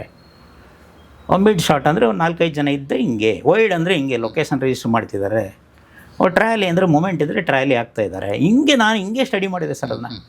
ಇದನ್ನು ಮೈಂಡಲ್ಲಿ ಇಟ್ಕೊಂಡೋಗಿ ಸಿನಿಮಾ ಮಾಡೋದು ತುಂಬ ಹತ್ರ ಆಗೋಯ್ತು. ಸಿನಿಮಾ ಇಷ್ಟೇ ಅನಿಸ್ತು ನನಗೆ. ಅದೆಲ್ಲ ಆಯಿತು. ಎಲ್ಲ ಆದಮೇಲೆ ನಾನೇ ಅಂದ್ಕೊಂಡೆ ಅಘೋಷಿತವಾಗಿ ನಾನು ಬಿಟ್ಟರೆ ಡೈರೆಕ್ಟ್ ಮಾಡ್ತೀನಿ ಅನ್ನಂಗೆ ಆಗ್ಬಿಟ್ಟೆ ನಾನು. ಓಕೆ, SSLC ಆಯಿತು. ಅಲ್ಲಿಂದ ಪುನಃ ವಾಪಸ್ ಕೊಳ್ಳೇಗಾಲಕ್ಕೆ ಬಂದೆ. PUCಗೆ ಸೇರಿಕೊಂಡೆ. ಫಸ್ಟ್ PUC, ಸೆಕೆಂಡ್ PUC ಅದೇನು ಓದಲಿಲ್ಲ ಬಿಡಿ ನಾನು. PCMBಗೆ ಸೇರ್ಕೊಂಡು ಬರೀ ಸಿನಿಮಾ. ಅಲ್ಲಿಂದ ನಾನು ಬಾಲ್ಯದಲ್ಲಿದ್ದಾಗ ನಮ್ಮ ಕಾಮಗೆರೆಯಿಂದ ಒಂದು ಸಾರಿ ಈ ಬ್ಲಫ್ಗೆ ಎಕ್ಸ್ಕರ್ಷನ್ಗೆ ಕರ್ಕೊಬಂದರು ನಮ್ಮನ್ನೆಲ್ಲ, ಸ್ಕೂಲ್ ಮಕ್ಕಳನ್ನ. ಅಲ್ಲಿ ಬಂದಾಗ ನಾನು ಫಸ್ಟ್ ಟೈಮು ಈ ಭಾರತಿ ರಾಜ ಅವರು 16 ವೈದಿನಿಲ್ಲೆ ಅಂತ ಒಂದು ಸಿನಿಮಾ ಶೂಟ್ ಮಾಡ್ತಾಯಿದ್ರು. ಅದನ್ನು ಲೈವ್ ಶೂಟಿಂಗ್ ಅಂತ ನೋಡಿದ್ದು ಅದೇ ನಾನು ಫಸ್ಟು ನೋಡಿದೆ. ನಾನು ಒಂದಷ್ಟೊತ್ತು ನಿಂತ್ಕೊಂಡು ರಿಕ್ವೆಸ್ಟ್ ಮಾಡಿದ್ರು ಮಾಸ್ಟ್ರನ್ನ, ಒಂದಷ್ಟೊತ್ತು ನೋಡೋಕ್ಕೆ ಬಿಡಿ ಇಲ್ಲಿ ಅಂತ. ನನಗೆ ಅಲ್ಲಿ ಜ್ಞಾನೋದಯ ಆದದ್ದು ಸರ್. ಅಲ್ಲಿವರೆಗೂ ನನಗನ್ಸಿದ್ದೇನೆಂದರೆ ಸ್ಕ್ರೀನ್ ಮೇಲೆ ಬರೋರು ಮಾತ್ರ ನನ್ನ ಮೈಂಡಲ್ಲಿದ್ದರು. ಅಲ್ಲಿ ನೋಡಿದ್ರೆ ಅವ್ರ ಹಿಂದೆ ಬೇರೆ ಇದ್ದಾನೆ, ಏನು ಹೊಡಿತಾನೆ ಮನುಷ್ಯ, ಆ್ಯಕ್ಟ್ರ್ಗಳಿಗೆ ಹಂಗೆ ಹೇಳ್ತಾನೆ, ಬೆಂಕಿ ಅವ್ನು ನೋಡಿದ್ರೆ ನಡುಕ್ತಾರೆ. ಓ ಇದು ಸಿನಿಮಾ ಹಿಂದೆ ಇದ್ದಾರೆ ಯಾರೋ, ನಾನು ಅದಾಗಬೇಕು ಅನ್ನೋದೊಂದು ಮೈಂಡಿಗೆ ಬಂತು ಸರ್. ಓಕೆ, ಅಲ್ಲಿಂದ PUC ಮುಗೀತು. PUC ಮುಗೀತಿದ್ದಂಗೆ ನೋಡೋಣ, ಟ್ರೈ ಮಾಡೋಣ ಅಂಥೇಳಿ ನಾನು ಈ ಕಾಲೇಜ್ ಬಿಟ್ಟು ಸಿನಿಮಾ ಸೇರ್ಕೋಬೇಕು ಅಂತ ಓಡಾಡ್ತಿದ್ನಲ್ಲ, ಅದನ್ನೇ ಮೈಂಡಲ್ಲಿ ಇಟ್ಕೊಂಡು ಒಂದು ಕಥೆ ಬರ್ಕೊಂಡೆ. ಅಲ್ಲಿಂದ ಇದಕ್ಕೆ ದುಡ್ಡು ಹಾಕೋರು ಬೇಕಲ್ಲ ಸರ್. ಯಾರು ಬೆಳ್ಳಗೆ ಓಡಾಡ್ತಾರೆ ಅವ್ರಿಗೆಲ್ಲ ಕತೆ ಹೇಳುವೇನಂತ. ಯಾರು ಕಾರಲ್ಲಿ ಬಂದರೆ ಇವ್ರ ಹತ್ರ ದುಡ್ಡಿದೆ ಕತೆ ಹೇಳೋದು. ನಮ್ಮ ಕೊಳ್ಳೇಗಾಲಕ್ಕೆ BDO ಬಂದರೆ ಹೊಸದಾಗಿ ಅವ್ರ ಕತೆ, ತಹಸೀಲ್ದಾರ್ ಬಂದರೆ ಅವ್ರ ಕತೆ, ಇಂಜಿನಿಯರ್ ಯಾರವ್ರು ಬಂದರೆ ಅವರಿಗೆ. ಒಂದಷ್ಟು ಜನ ಇದೇ ಥರ ನಂತರದವ್ರೆ ಹುಚ್ಚಿರೋರು ಒಂದಷ್ಟು ಜನ ಸ್ನೇಹಿತರಾಗೋದ್ರು. ತಮಿಳ್ನಾಡಿಗೆಲ್ಲ ಕರ್ಕೊಂಡೋಗೋರು ನನ್ನ. ಇವತ್ತು ನೆನಪಿದೆ ನನಗೆ. ಅಜೀಜ್ ಅಂತ ಒಬ್ಬರು ಪಾಪ, ಇನ್ನೊಬ್ಬರು ಕೃಷ್ಣಮೂರ್ತಿ ಅಂತ, ಇವ್ರುಗಳು. ಅದು ನನ್ನಿಂದ ವಯಸ್ಸಲ್ಲಿ ದೊಡ್ಡವರವರು. ಅವ್ರಿಗೇನೋ ಇದೆ ಹುಡುಗನ ಹತ್ರ, ಏನೋ ಒಂದು ಸಪೋರ್ಟ್ ಮಾಡೋಣ ಅಂತ. ಸರ್ ಅವ್ರು ಕೊಳ್ಳೇಗಾಲದಿಂದ ಬಾಳೆ ತುಂಬ್ಕೊಬರೋಕ್ಕೆ ಸತ್ತಿ ಸೇಲಂಗೆಲ್ಲ ಹೋಗೋರು ನನ್ನನ್ನು ಲಾರಿಯಲ್ಲಿ ಕೂರಿಸ್ಕೊಂಡು ಹೋಗೋರು ಸರ್. ಆ ಅಪ್ಪನಿಗೆ ಸ್ವಲ್ಪ ಇಂಟ್ರೆಸ್ಟ್ ಇದೆ ಆ ತೋಟದ ಓನರ್ಗೆ, ನಾನು ಬಾಳೆ ತುಂಬಿಸ್ತಿರ್ತೀನಿ ನೀ ಕತೆ ಹೇಳೋನು. ಅಲ್ಲೋಗ ಅಪ್ಪನ ಕೂರಿಸ್ಕೊಂಡು ತೋಟದ ಓನರ್ನ ಕತೆ ಹೇಳೋದು ಹಿಂಗೆ. ಈ ಥರ ಒಂದಷ್ಟೆಲ್ಲ ಪ್ರೊಡ್ಯೂಸರ್ ಹಿಡಿಯೋ ಕೆಲಸಗಳು ಶುರು ಆಯಿತು. ಆಮೇಲೆ ಒಂದಷ್ಟು ನನ್ನ ಸ್ನೇಹಿತರುಗಳೇ, ಕೊಳ್ಳೇಗಾಲ ಸ್ನೇಹಿತರು ಒಂದಷ್ಟು ಜನ, ತುಂಬ ಜನ ಇದ್ದಾರೆ ಪಾಪ. ಅವ್ರು ನಾನು ಯಾವತ್ತಿಗೂ ಮರೆಯೋಕ್ಕಾಗಲ್ಲ. ಅವರೆಲ್ಲ ಸೇರಿ ಏನೋ ಒಂದು ಮಾಡೋಣ ಅಂಥೇಳಿ, ಆಗಲೇ ಕ್ರೌಡ್ ಫಂಡಿಂಗ್ ಸರ್ ಅದು. ಒಂದು 10-15 ಜನ ಸೇರಿಕೊಂಡು ಸಣ್ಣದಾಗಿ ಎಲ್ಲರೂ ದುಡ್ಡು ಹಾಕಿ ಈ ಪ್ರಣಯದ ಪಕ್ಷಿಗಳು ಅನ್ನೋ ಸಿನಿಮಾನ ಲಾಂಚೇ ಮಾಡಿದ್ವಿ ನಾವು. ಓಕೆ, ಅಲ್ಲಿಂದ ನಾನು ಡೈರೆಕ್ಟ್ರ್ ಅಂತ ಶುರು ಮಾಡಿದೆ ಸರ್. ವೃತ್ತಿನ ಮಾಡಿದ್ವಿ. ಹೆಚ್ಚು ಕಡಿಮೆ 13 ಶೆಡ್ಯೂಲ್ ಅದು. ಯಾವಾಗ ದುಡ್ಡು ಸಿಗುತ್ತೆ ಆಗ ಮಾಡೋದು. ಯಾರು ಒಂದು ಎಕ್ಸ್ಟ್ರಾ ದುಡ್ಡು ಬರ್ತಾರೆ ಅವ್ರ ಪ್ರೊಡ್ಯೂಸರ್ ಲಿಸ್ಟಲ್ಲಿ ಇನ್ನೊಬ್ಬ ಹಿಂಗೆ ಮಾಡಿ ಆ ಸಿನಿಮಾ ಮಾಡಿದ್ವಿ ಸರ್. ಆ ಸಿನಿಮಾ ಮಾಡಿ ರಮೇಶ್ ಅರವಿಂದ್ ಅವರು ಫಸ್ಟು, ಕಾವ್ಯ ಮೇಡಮ್. ಹಾಗೆ ರಮೇಶ್ ಅರವಿಂದ್ ಅವರು ತುಂಬ ಶಾರ್ಪ್ ಸರ್, ತುಂಬ ಬುದ್ಧಿವಂತರು ಸರ್ ಅವರು. ಆವಾಗಲೇ ತುಂಬ ಬುದ್ಧಿವಂತ. ನಾನು ಶಾರ್ಟ್ ಇಟ್ಟರೆ ಆಶ್ಚರ್ಯಪಡೋರು ಅವರು. ಸರ್ ಹೌ ಕ್ಯಾನ್ ಸರ್, ಯಾರ ಹತ್ರ ಇರಲ್ಲ ಅಂತೀರ ನೀವು, ಇಷ್ಟು ಪರ್ಫೆಕ್ಟಾಗಿ ಹೆಂಗೆ ಸರ್ ಹೇಳ್ತೀರಿ, ಇದೇ ಬೇಕು ಅಂತ ಹೆಂಗೆ ಸರ್ ಹೇಳ್ತೀರಿ ನೀವು ಅನ್ನೋರವರು. ಆ ಲೆವೆಲ್ನ ಪ್ರಿಪೇರ್ ಆಗಿಬಿಟ್ಟಿದ್ದೆ ಸರ್ ನಾನು. ಹಂಗಾಗಿ ಸಿನಿಮಾ ನನಗೆ ಇವತ್ತೂ ನೆನಪು. ಮಲೆ ಮಹದೇಶ್ವರನ ಬೆಟ್ಟದಲ್ಲಿ ಫಸ್ಟ್ ಪೂಜೆ ಮಾಡಿ ಶಾರ್ಟ್ ಇಟ್ಟಿದ್ದೀವಿ. ಆವತ್ತೇ ನಾನು ಕ್ಯಾಮ್ರಾ ವ್ಯೂ ಫೈಂಡರಲ್ಲಿ ನೋಡ್ತಿದ್ದೀನಿ. ಅವ್ರನ್ನ ತುಂಬ ಹೊತ್ತು ನಿಲ್ಲಿಸಿದ್ದೆ ನಾನು. ನಮ್ಮ ಭಾಳ ವರ್ಷಗಳ ಕನಸು ಸರ್, ಸ್ವಲ್ಪ ಹೊತ್ತು ನಿಂತ್ಕೊಳ್ಳಿ ನಾನು ನೋಡ್ತೀನಿ. ಹಂಗಾಗಿ ಗಟ್ಟಿ ಮೇಳದ್ದು ಹೇಳಿ ಸರ್. ಸಿನಿಮಾ ಅಲ್ಲಿವರೆಗೆ ಗಟ್ಟಿ ಡೈರೆಕ್ಟ್ ತುಂಬ ಲೈಕ್ ಮಾಡಿದ್ದೆ ಸಿನಿಮಾ ಗಟ್ಟಿ ಮೇಳ. ಸರ್ ಅದು ನೀವೇ ಹೀರೋ ಆಗಲಿಕ್ಕೆ ಅದು ಸಾಧ್ಯನಾ? ಇಲ್ಲ, ಅವಾಗ ಏನಂದ್ರೆ ಸರ್ ಈಗ ಸ್ವಲ್ಪ ಈ ಸಿದ್ಧ ಸೂತ್ರಗಳನ್ನ ಇಟ್ಕೊಂಡು ಒಂದಷ್ಟು ಸಿನಿಮಾಗಳು ಮಾಡ್ತಿದ್ವಿ. ಹಾಂ ಈಗ ನಾನು ಆವಾಗಲೇ ತಾಯಿಲತ್ತ ಅವ್ರ ವಿಚಾರ ಹೇಳಿದೆ. ಆವಾಗೆಲ್ಲ ಈ ಈ ಕರ್ಪೂರದ ಎಂಥದ್ದು ನಮ್ಮ ಶೃಂಗಾರ ಕಾವ್ಯ ಮಾಡಿದ್ಮೇಲೆ ನನಗೆ ಸಿನಿಮಾನೇ ಇಲ್ಲ. ಯಾಕೋ ನನಗನ್ಸದ್ದು ಮಾಡ್ತಾಯಿದ್ದೀನಿ, ಇಂಡಸ್ಟ್ರಿಗೆ ಏನು ಬೇಕು, ಮಾರ್ಕೆಟ್ಗೆ ಏನು ಬೇಕು ಅದನ್ನು ಮಾಡ್ತಿಲ್ಲ ನಾನು ಅಂತ ನನಗೆ ಅನ್ನಿಸ್ತು. ಆವಾಗ ಈ ತಾಯಿಲತ್ತವರು, ಹೆತ್ತವರು, ಕರ್ಪೂರದ ಗೊಂಬೆ ಇವೆಲ್ಲ ಮಾಡ್ಕೊಂಡು ಬಂದು ಕಮರ್ಷಿಯಲಿ ದೊಡ್ಡಿಟ್ಟು ಸರ್ ಅವೆಲ್ಲ. ಆವಾಗ ನಾನೊಂದು ಎಲ್ಲೋ ಒಂದು ಕಡೆ ಬ್ರ್ಯಾಂಡ್ ಆದೆ ನಾನು. ಇದೇ ಮಾಡ್ತಾರೆ ಅವನು, ಸೆಂಟಿಮೆಂಟ್ ಬಿಟ್ಟು ಬೇರೆ ಮಾಡೋಕ್ಕೆ ಬರಲ್ಲ ಇವನಿಗೆ ಅನ್ನೋವಂಥದ್ದೊಂದು. ಸೊ ಬೇಡ ಇದನ್ನು ಬ್ರೇಕ್ ಮಾಡೋಣ ಅನ್ನೋದು ಮೈಂಡಲ್ಲಿತ್ತು. ಆಮೇಲೆ ಸರ್ ಈ ಥರ ಜೋಸಲ್ಲಿ ಬೇರೆ ಬೇರೆ ಪ್ರಯತ್ನಗಳು ಮಾಡ್ತಿದ್ವಿ. ಆವಾಗ ನನಗನ್ಸದ್ದೇನೆಂದರೆ, ಏನು ಸಿನಿಮಾ ಮಾಡೋಕ್ಕೊಂದು ಕಥೆನೇ ಬೇಕಾ, ಕಥೆ ಇಲ್ಲದೆ ಮಾಡಿದ್ರೆ ಹೆಂಗೆ ಅಂತ ಈ ಚಿಕ್ಕ ವಿಚಾರಗಳನ್ನೇ ಇಟ್ಕೊಂಡು ಒಂದು ಕಥೆ ಇಲ್ಲದೆ ಸಿನಿಮಾ ಮಾಡೋಣ, ನೋಡೋಣ ಹೆಂಗಿರುತ್ತೋ, ಹ್ಯೂಮರಾಗಿ ಹೇಳಿದ್ರೆ ಹೆಂಗೆ ಅದನ್ನು. ಸೊ ಇಬ್ಬರು ಹೊಸದಾಗಿ ಮದುವೆ ಆಗಿರೋ ಗಂಡ ಹೆಂಡ್ತಿ, ಅವರಿಬ್ಬರ ಮಧ್ಯೆ ಇನ್ನೂ ಒಂದು ಅಂಡರ್ಸ್ಟ್ಯಾಂಡಿಂಗ್ ಬರೋವರೆಗೂ ಒಂದಷ್ಟು ವಿಚಾರಗಳು ನಡೀತಾವಲ್ಲ, ಅದನ್ನೇ ದೃಶ್ಯಗಳು ಮಾಡಿಕೊಂಡು ಹ್ಯೂಮರಾಗಿ ಹೇಳಿದ್ರೆ ಹೆಂಗೆ ಅಂತ ಒಂದು ಸುಮ್ಮನೆ ಒಂದು ಥಾಟ್. ಅದು ನನಗಾಗ್ತಾನೆ ಆ ಥರದ ಅನುಭವಗಳಾಗಿದ್ವಲ್ಲ, ಇದನ್ನೇ ಇಟ್ಟು ಮಾಡಿದ್ರೆ ಹೆಂಗೆ ಅನ್ನೋದೊಂದು ಬಂತು. ಅದನ್ನೊಂದು ಕತೆ ಮಾಡಿಕೊಂಡೆ. ಮಾಡಿ ನಮ್ಮ ರಮೇಶ್ ಯಾದವ್ ಮತ್ತು RS ಗೌಡ್ರು ಪ್ರೊಡ್ಯೂಸ್ ಮಾಡೋಕ್ಕೆ ಬಂದರು ಅದನ್ನು. ಸೊ ಆವತ್ತು ಎಲ್ಲ ಹೀರೋಗಳಿಗೂ ಆ ಕತೆ ಹೇಳಿದ್ದೀನಿ ನಾನು. ಎಲ್ಲರೂ ಮಾಡಿ ಸ್ಕ್ರಿಪ್ಟ್ ಹೇಳಿದ್ರೆ ಏನೂ ಇಲ್ವಲ್ಲ ಇದರಲ್ಲಿ ಏನೂ ಇಲ್ವಲ್ಲ ಅನ್ನೋರು. ಈ ಒಬ್ಬರು ಒಪ್ಪಲಿಲ್ಲ ಅದನ್ನ. ಆಮೇಲೆ ನಾನು ಆ ಸ್ಕ್ರಿಪ್ಟ್ನ ಅಷ್ಟು ಚೆನ್ನಾಗಿ ಹೇಳುವೆ ಸರ್, ನಾನು ರೀಡಿಂಗ್ ಕೊಡುವೆ. ಇದನ್ನು ತುಂಬ ಸಾರಿ ಕೇಳಿ ನಮ್ಮ ಪ್ರೊಡ್ಯೂಸರ್ಸ್ ಮೈಂಡಲ್ಲಿ ಇತ್ತಲ್ಲ ಅವರು, ಸರ್ ನೀವೇ ಮಾಡಿ ಸರ್ ನಾನು. ಇಲ್ಲ ಸರ್, ಈಗ ನೀವು ಹೇಳ್ತಿದ್ರಲ್ಲ ಇಷ್ಟು ಚೆನ್ನಾಗಿ ಬೇರೆ ಯಾರೂ ಮಾಡಲ್ಲ, ಯಾಕೆಂದ್ರೆ ಇಷ್ಟು ನ್ಯಾಚುರಲಾಗಿ ಬೇರೆ ಯಾರೂ ಮಾಡಲ್ಲ, ನೀವು ಮಾಡಿ ಅಂದರು. ಹಂಗಾಗಿ ಆ ಸಿನಿಮಾನ ನಾನು ಆ್ಯಕ್ಟ್ ಮಾಡಿದೆ ಸರ್. ಗಟ್ಟಿ ಮೇಳ ನನಗೊಂದು ಒಳ್ಳೆಯ ಹೆಸರು ಬಂತು ಅದರಲ್ಲಿ. ಹಿಂಗೆ ಒಂದಷ್ಟು ಪ್ರಯತ್ನಗಳು ಬೇರೆ ಬೇರೆ ವಿಭಿನ್ನವಾಗಿ ಮಾಡೋಣ ಅನ್ನೋ ತುಡಿತದಲ್ಲಿ ಅದು ಒಂದು ಸಿನಿಮಾ. ಈ ಪಾಲಿಟಿಕ್ಸ್ ಆಗಿ ಮತ್ತು ಅದರ ಮಧ್ಯೆ ಅದು ಇನ್ನೊಂದು ಪೇಂಟಿಂಗ್ದಿಂದ ಸಿನಿಮಾದಿಂದ ಪಾಲಿಟಿಕ್ಸ್ ಸರ್. ಏನಂದ್ರೆ ಈಗ ನನಗೂ ಈ ಸ್ವಲ್ಪ ಈ ಕುಗ್ರಾಮದಿಂದ ಬಂದವನಲ್ಲ ಸರ್ ನಾನು. ಏನಂದರೆ ಒಂದು ಹುಚ್ಚು ಆಯಿತು, ಸಿನಿಮಾಕ್ಕೊಂದು ಎಂಡ್ ಆಗಿಬಿಡುತ್ತೆ ಅನ್ನೋದು ಭಾಳಷ್ಟು ನೋಡಿದ್ದೀವಿ ನಾವು. ಈಗಾಗಲೇ ಒಂದು ಹಂತಕ್ಕೆ ಹೋದ್ಮೇಲೆ ಸಿನಿಮಾದಿಂದ ಫೇಡ್ ಔಟ್ ಆಗ್ತೀವಿ ನಾವು. ಅದಾದಮೇಲೆ ಏನು? ಆಮೇಲೆ ಈಗ ಈ ಪಟ್ಟಣ ಪ್ರದೇಶಗಳಿಂದ ಬಂದವ್ರಿಗೆ ಒತ್ತಡಗಳಿರ್ತಾವೆ ಏನೋ ಗೊತ್ತಿಲ್ಲ ಸರ್. ಬಟ್ ನಾವು ಗ್ರಾಮೀಣ ಪ್ರದೇಶದಿಂದ ಬಂದಿರೋದ್ರಿಂದ ಆ ಪ್ರದೇಶಗಳಲ್ಲಿ ನಾವು ತುಂಬ ಪಾಪ್ಯುಲರ್ ಆದ್ವಿ ಆ ಕಾಲದಲ್ಲಿ. ಜನ ಏನೋ ಒಂದು ಎಕ್ಸ್ಪೆಕ್ಟ್ ಮಾಡೋರು, ಹೋದ ತಕ್ಷಣ ಬರೋರು, ಇನ್ನೊಂದು ಮಾಡೋರು, ತುಂಬ ಸೇರ್ಕೊಳ್ಳೋರು. ಏನು ನಮಗೆ ಏಜಿಗೆ ಮೀರಿದ ಒಂದು ಅಭಿಮಾನ, ಆಮೇಲೆ ನಮಗೆ ಸಕ್ಸಸ್ಸು, ಅದನ್ನೆಲ್ಲ ನೋಡಿ ನನಗೇನು ಅನ್ಸೋದು ಅಂದರೆ, ಆಯಿತು ಸಿನಿಮಾ ಆದಮೇಲೆ ಪುನಃ ನಾವು ವಾಪಸ್ ಇಲ್ಲಿಗೆ ಬರಬೇಕಲ್ಲ ಇವ್ರ ಹತ್ರ. ಇದೆಲ್ಲ ಪಾಪ ಮಿಸ್ ಮಾಡ್ಕೊಬಿಡ್ತೀನಲ್ಲ ನಾನು. ಒಂದಷ್ಟು ಏನಾದರೂ ಇದಕ್ಕೊಂದು ವೇದಿಕೆ ಬೇಕಲ್ಲ ಅನ್ನೋದೊಂದು ಮನಸ್ಸಲ್ಲಿ ತುಂಬ ತುಡಿತ ನನಗೆ. ಅವ್ರ ಜೊತೆ ಒಂದಾಗಿ ಏನಾದ್ರು ಒಂದು ಸೋಷಿಯಲ್ ಸರ್ವಿಸ್ ಮಾಡೋಣ, ಇದು ಮಾಡೋಣ. ಆಮೇಲೆ ನಮ್ಮದು ಬೇರೆ ಗಡಿ ಜಿಲ್ಲೆ, ಅಲ್ಲಿ ಸ್ವಲ್ಪ ಇನ್ಸ್ಪೈರಿಂಗ್ ಸರ್. ಎಲ್ಲ ಈ ಮಲೆ ಮಹದೇಶ್ವರನ ಬೆಟ್ಟ ಇರ್ಬೋದು, ಬಿಳಿಗಿರಂಗನ ಬೆಟ್ಟ, ಆ ಕಡೆ ನಮ್ಮ ಹಿಮದ ಗೋಪಾಲ ಸ್ವಾಮಿ ಬೆಟ್ಟ, ಈ ಕಡೆ ಕಾವೇರಿ ನದಿ, ಬಂಡೀಪುರ, ತುಂಬ ಇನ್ಸ್ಪೈರಿಂಗ್ ಪ್ಲೇಸ್ಗಳು ಸರ್ ಅವು.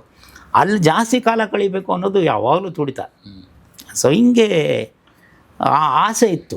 ಆವಾಗ ನಾನು ಒಂದಿನ ಊರಿಗೆ ಹೋಗಿ ಅಲ್ಲಿಂದ ವಾಪಸ್ ಬರಬೇಕಾದ್ರೆ ಅಲ್ಲಿ ರಾಜುಗೌಡರು ಅಂತ ನಮ್ಮ ಕಾನ್ಸ್ಟಿಟ್ಯೂನ್ಸಿ MLA ಸರ್, ಮಿನಿಸ್ಟರ್ ಆಗಿದ್ರು ಆಗ ಅವರು. ಸರಿ, ಅವರು ಅಲ್ಲಿ ಯಾರೋ ಸಿಡಿಲು ಬಡಿದು ಯಾರೋ ಒಂದು ಸಾವಾಗಿತ್ತು. ಅವ್ರಿಗೇನೋ ಒಂದು ಚೆಕ್ ವಿತರಣೆ ಮಾಡೋಕ್ಕೆ ಅಲ್ಲಿ ಬಂದು ನಿಂತ್ಕೊಂಡಿದ್ರು. ಅವ್ರ ಸುತ್ತ ಹೆಚ್ಚು ಕಡಿಮೆ ಒಂದು 500 ಜನ ಇದ್ದರು. ಹಳ್ಳಿ ಜನ ಎಲ್ಲ ಇದ್ರು. ಮಣಗಳ್ಳಿ ಅಂತ ಒಂದು. ನಾನು ಕಾರಲ್ಲಿ ಪಾಸ್ ಆಗ್ತಿದ್ದೆ. ಆ್ಯಕ್ಚುಲಿ ಅವ್ರಿಗೊಂದಂಗೂ ಪರಿಚಯನೇ ಇಲ್ಲ ಸರ್. ಪಾಸ್ ಆಗುವಾಗ ರಾಜಗೌಡರು ಇದ್ದಾರೆ ಅಂತ. ಸೊ ನಾನು ಒಂದು ಕರೆಕ್ಟಸಿಗೋಸ್ಕರ ಹೇಳಿದ್ರು, ಅವ್ರನ್ನ ಮಾತಾಡ್ಸೋಣ, ಪರಿಚಯ ಮಾಡ್ಕೊಂಡು ಮಾತಾಡಿಸ್ಬಿಟ್ಟು ಹೋಗೋಣ ಅಂತೇಳಿ. ನನ್ನ ಬಗ್ಗೆ ಕೇಳಿದರು, ನೋಡಿರಲಿಲ್ಲ ನಾನು ಇಳಿದೆ ಸರ್ ಕಾರಿಂದ. ಅವ್ರ ಸುತ್ತ ಇದ್ದಷ್ಟು ಜನ ನನ್ನ ಹತ್ರ ಬಂದ್ಬಿಟ್ರು. ಅವ್ರು ಒಂಟಿ ನಿಂತ್ಕೊಬಿಟ್ರು ಅವರು.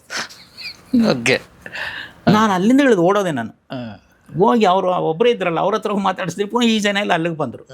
ಅದಷ್ಟನ್ನು ಗುರುತಿಸ್ತಾರೆ ಅವರು. ಗುರುತಿಸಿ ನಾನು ತುಂಬ ಕೇಳಿದ್ದೆ, ಹಾಗೆ ನೋಡೋಕ್ಕಾಗಿರಲಿಲ್ಲ, ಹಾಗೆ ಭಾಳ ಖುಷಿ ಆಯ್ತಪ್ಪ ಅಂಥೇಳಿ ಮತ್ತೆ ಸಿಗೋಣ ಅಂಥೇಳಿ ಸರಿ ಸರ್ ಹೊರಟ್ಬಿಟ್ಟೆ. ನಾನು ಬಂದ ಮೇಲೆ ಪುನಃ ಒಂದು ವಾರಕ್ಕೆ ನನ್ನ ನಂಬರ್ ಯಾರ ಹತ್ರ ತೊಗೊಂಡು ನನಗೆ ಫೋನ್ ಮಾಡಿ ನನ್ನ ಕರೆಸಿದ್ರು. ಓಕೆ, ಆಮೇಲೆ ಹೋದೆ ಅವ್ರ ಹತ್ರ. ಅವ್ರಿಗೆ ಅದು ಏನು ಅನ್ನಿಸ್ತೋ ಏನೋ ಗೊತ್ತಿಲ್ಲ. ಇಲ್ಲಪ್ಪ ನನ್ನ ನೆಕ್ಸ್ಟು ನೀನು ರಾಜಕಾರಣಕ್ಕೆ ಬರ್ತೀಯಾ ಅಂದರು ಅವರು. ಸರ್ ನನಗೆ ಅದೆಲ್ಲ ಗೊತ್ತಿಲ್ಲ ಸರ್, ಹಂಗಿಲ್ಲ. ಇಲ್ಲಪ್ಪ ನೀನು ಮಾಡಬೇಕು ನೋಡಿ, ಎಷ್ಟು ಜನ ಯಾವ ಥರ ಎಷ್ಟು ಪ್ರೀತಿ ಇದೆ, ಎಲ್ಲಿವರೆಗಾಗುತ್ತಲ್ಲ ಸಿನಿಮಾ ಮಾಡಿರಿ, ಅದಾದಮೇಲೆ ಬನ್ನಿರಿ ವಾಪಸ್ ಇಲ್ಲಿಗೆ, ಒಂದು ಸೋಷಿಯಲ್ ವರ್ಕ್ ಮಾಡಿರಿ ನೀವೆಲ್ಲ ಯೂತ್ಸು, ನಮ್ಮದೆಲ್ಲ ಆಯಿತು ಹಿಂಗೆ ಇನ್ಸ್ಪೈರ್ ಮಾಡಿದ್ರು ಸರ್. ಹಾಗಾಗಿ ಅಲ್ಲಿಂದ ಅವರೊಂದು ವೇದಿಕೆ ಕಲ್ಪಿಸಿ ಕೊಟ್ಟರು. ಆಗ ತುಂಬ ಒಡನಾಟ ಜಾಸ್ತಿ ಆಯಿತು ಆ ಕ್ಷೇತ್ರಕ್ಕೆ. ಕಾರ್ಗಿಲ್ದು ವಿಚಾರ ಆಗಿರ್ಬೋದು, ಗಡಿ ಸಮಸ್ಯೆಗಳು, ನೆಲ ಜಲದ ಏನೇ ಬಂದರೂ ನಮ್ಮನ್ನು ಕರೀತಿದ್ರು, ಯಾರೋ ಹೋಗೋದು ಬರೋದು ಇದೊಂದು ಇತ್ತಲ್ಲ. ಹಾಗಾಗಿ ಕೊನೆಗೊಂದಿನ ನಮ್ಮನ್ನು ಗುರುತಿಸಿ ಈ BJPಯಿಂದ ಟಿಕೆಟ್ ಕೊಟ್ಟರು. ಹಂಗಾಗಿ ಎಲೆಕ್ಷನ್ ರಾಜಕಾರಣಿ ಆದ್ರಿ. ಈಗಲೂ ಕನೆಕ್ಷನ್ ಇದೆಯಾ ಸರ್? ಇದೆ. ಯಾಕೆಂದರೆ ಆವಾಗ ತುಂಬ ಒಡನಾಟ ಆಗ್ಬಿಡ್ತಲ್ಲ ಸರ್. ಈಗ ಸಿನಿಮಾದಲ್ಲಿ ಇದ್ದಾಗ ಯಾರೋ ಪಾಪ ಫ್ಯಾನ್ಸ್ ಬಂದು ಸಿನಿಮಾ ನೋಡ್ತಿದ್ರು, ಮಾತಾಡ್ತಿದ್ರು. ರಾಜಕಾರಣ ಅಂತ ಹೋದಾಗ ಒಂದೊಂದು ಮನೆ ಒಳಗೂ ಹೋದೆ ನಾನು, ಒಬ್ಬೊಬ್ಬರನ್ನೂ ಭೇಟಿ ಮಾಡಿದೆ, ಎಲ್ಲರನ್ನೂ ಭೇಟಿ ಮಾಡಿದೆ, ಒಬ್ಬೊಬ್ಬರನ್ನೂ ಭೇಟಿ ಮಾಡಿದ್ದೀನಿ ಸರ್. ಒಂದೊಂದು ಮನೆ ಒಳಗೆ ಹೋಗಿ ನಂದೊಂದು ಅಜೆಂಡಾ ಇತ್ತು. ಪ್ರತಿಯೊಬ್ಬರೂ ಹೆಣ್ಮಕ್ಳಾದರೆ ಕೈ ಮುಗದೇ ಕೇಳ್ಬೇಕು ಹತ್ರ, ಗಂಡು ಮಕ್ಕಳಾದರೆ ಶೇಕ್ ಹ್ಯಾಂಡ್ ಮಾಡೇ ಕೇಳಬೇಕು ಮತನ ಅನ್ನೋ ಥರ ಎಲ್ಲರನ್ನೂ ರೀಚ್ ಆದೆ ನಾನು. ಹಾಗಾಗಿ ಈಗಲೂ ಆ ಸಂಬಂಧಗಳೆಲ್ಲ ಹಂಗೆ ಇದೆ ಸರ್. ಅವಾಗ ಹೋಗ್ತಿರ್ತೀನಿ, ಯಾರು ಬರ್ತಿರ್ತಾರೆ, ಇದೆ. ರಾಜಕೀಯ ಹೊರತುಪಡಿಸಿ ಆ ಸಂಪರ್ಕ ಹಂಗೆ ಇದೆ ಸರ್. ಈಗಲೂ ಕಂಟೆಸ್ಟ್ ಮಾಡಿದ್ದೀರಿ? ಅದಲ್ಲ, ಅದೊಂದೇ ಸರಿ ಕಂಟೆಸ್ಟ್ ಮಾಡಿದ್ದು 2008ರಲ್ಲಿ BJPಯಿಂದ ಸೆಕೆಂಡ್ ಪ್ಲೇಸ್ ತೊಗೊಂಡೆ ಅವಾಗ ನಾನು. ಅದಾದಮೇಲೆ ಈಗಲೂ ಅಂತ ಒಂದು ಆಸೆ ಉಟ್ಕೊಂಡಿದ್ದ ಸರ್? ಅದು ರಾಜಕಾರಣ ಅನ್ನೋದು ಒಂದು ಸ್ವಲ್ಪ ಅದು ಗೀಳೆ. ಎಲ್ಲಕ್ಕಿಂತ ಹೆಚ್ಚು ನಾನು ಸ್ವಲ್ಪ ಸೋಲು ಒಪ್ಪುಗಳಲ್ಲ ಸರ್. ನಾನು ಓಕೆ, ಸ್ವಲ್ಪ ನೋಡೋಕ್ಕೆ ಮೌನವಾಗಿರ್ಬೋದು, ಒಳಗಡೆ ಸ್ವಲ್ಪ ಜ್ವಾಲಾಮುಖಿ, ಸೋಲು ಒಪ್ಪುಗಳಲ್ಲ. ಹಾಗಾಗಿ ಇನ್ನೂ ಒಂದು ಅದೆಲ್ಲೋ ಒಂದು ಕಡೆ ಅದು ಅದು ಆ ಕಿಡಿ ಇದೆ ಒಳಗಡೆ.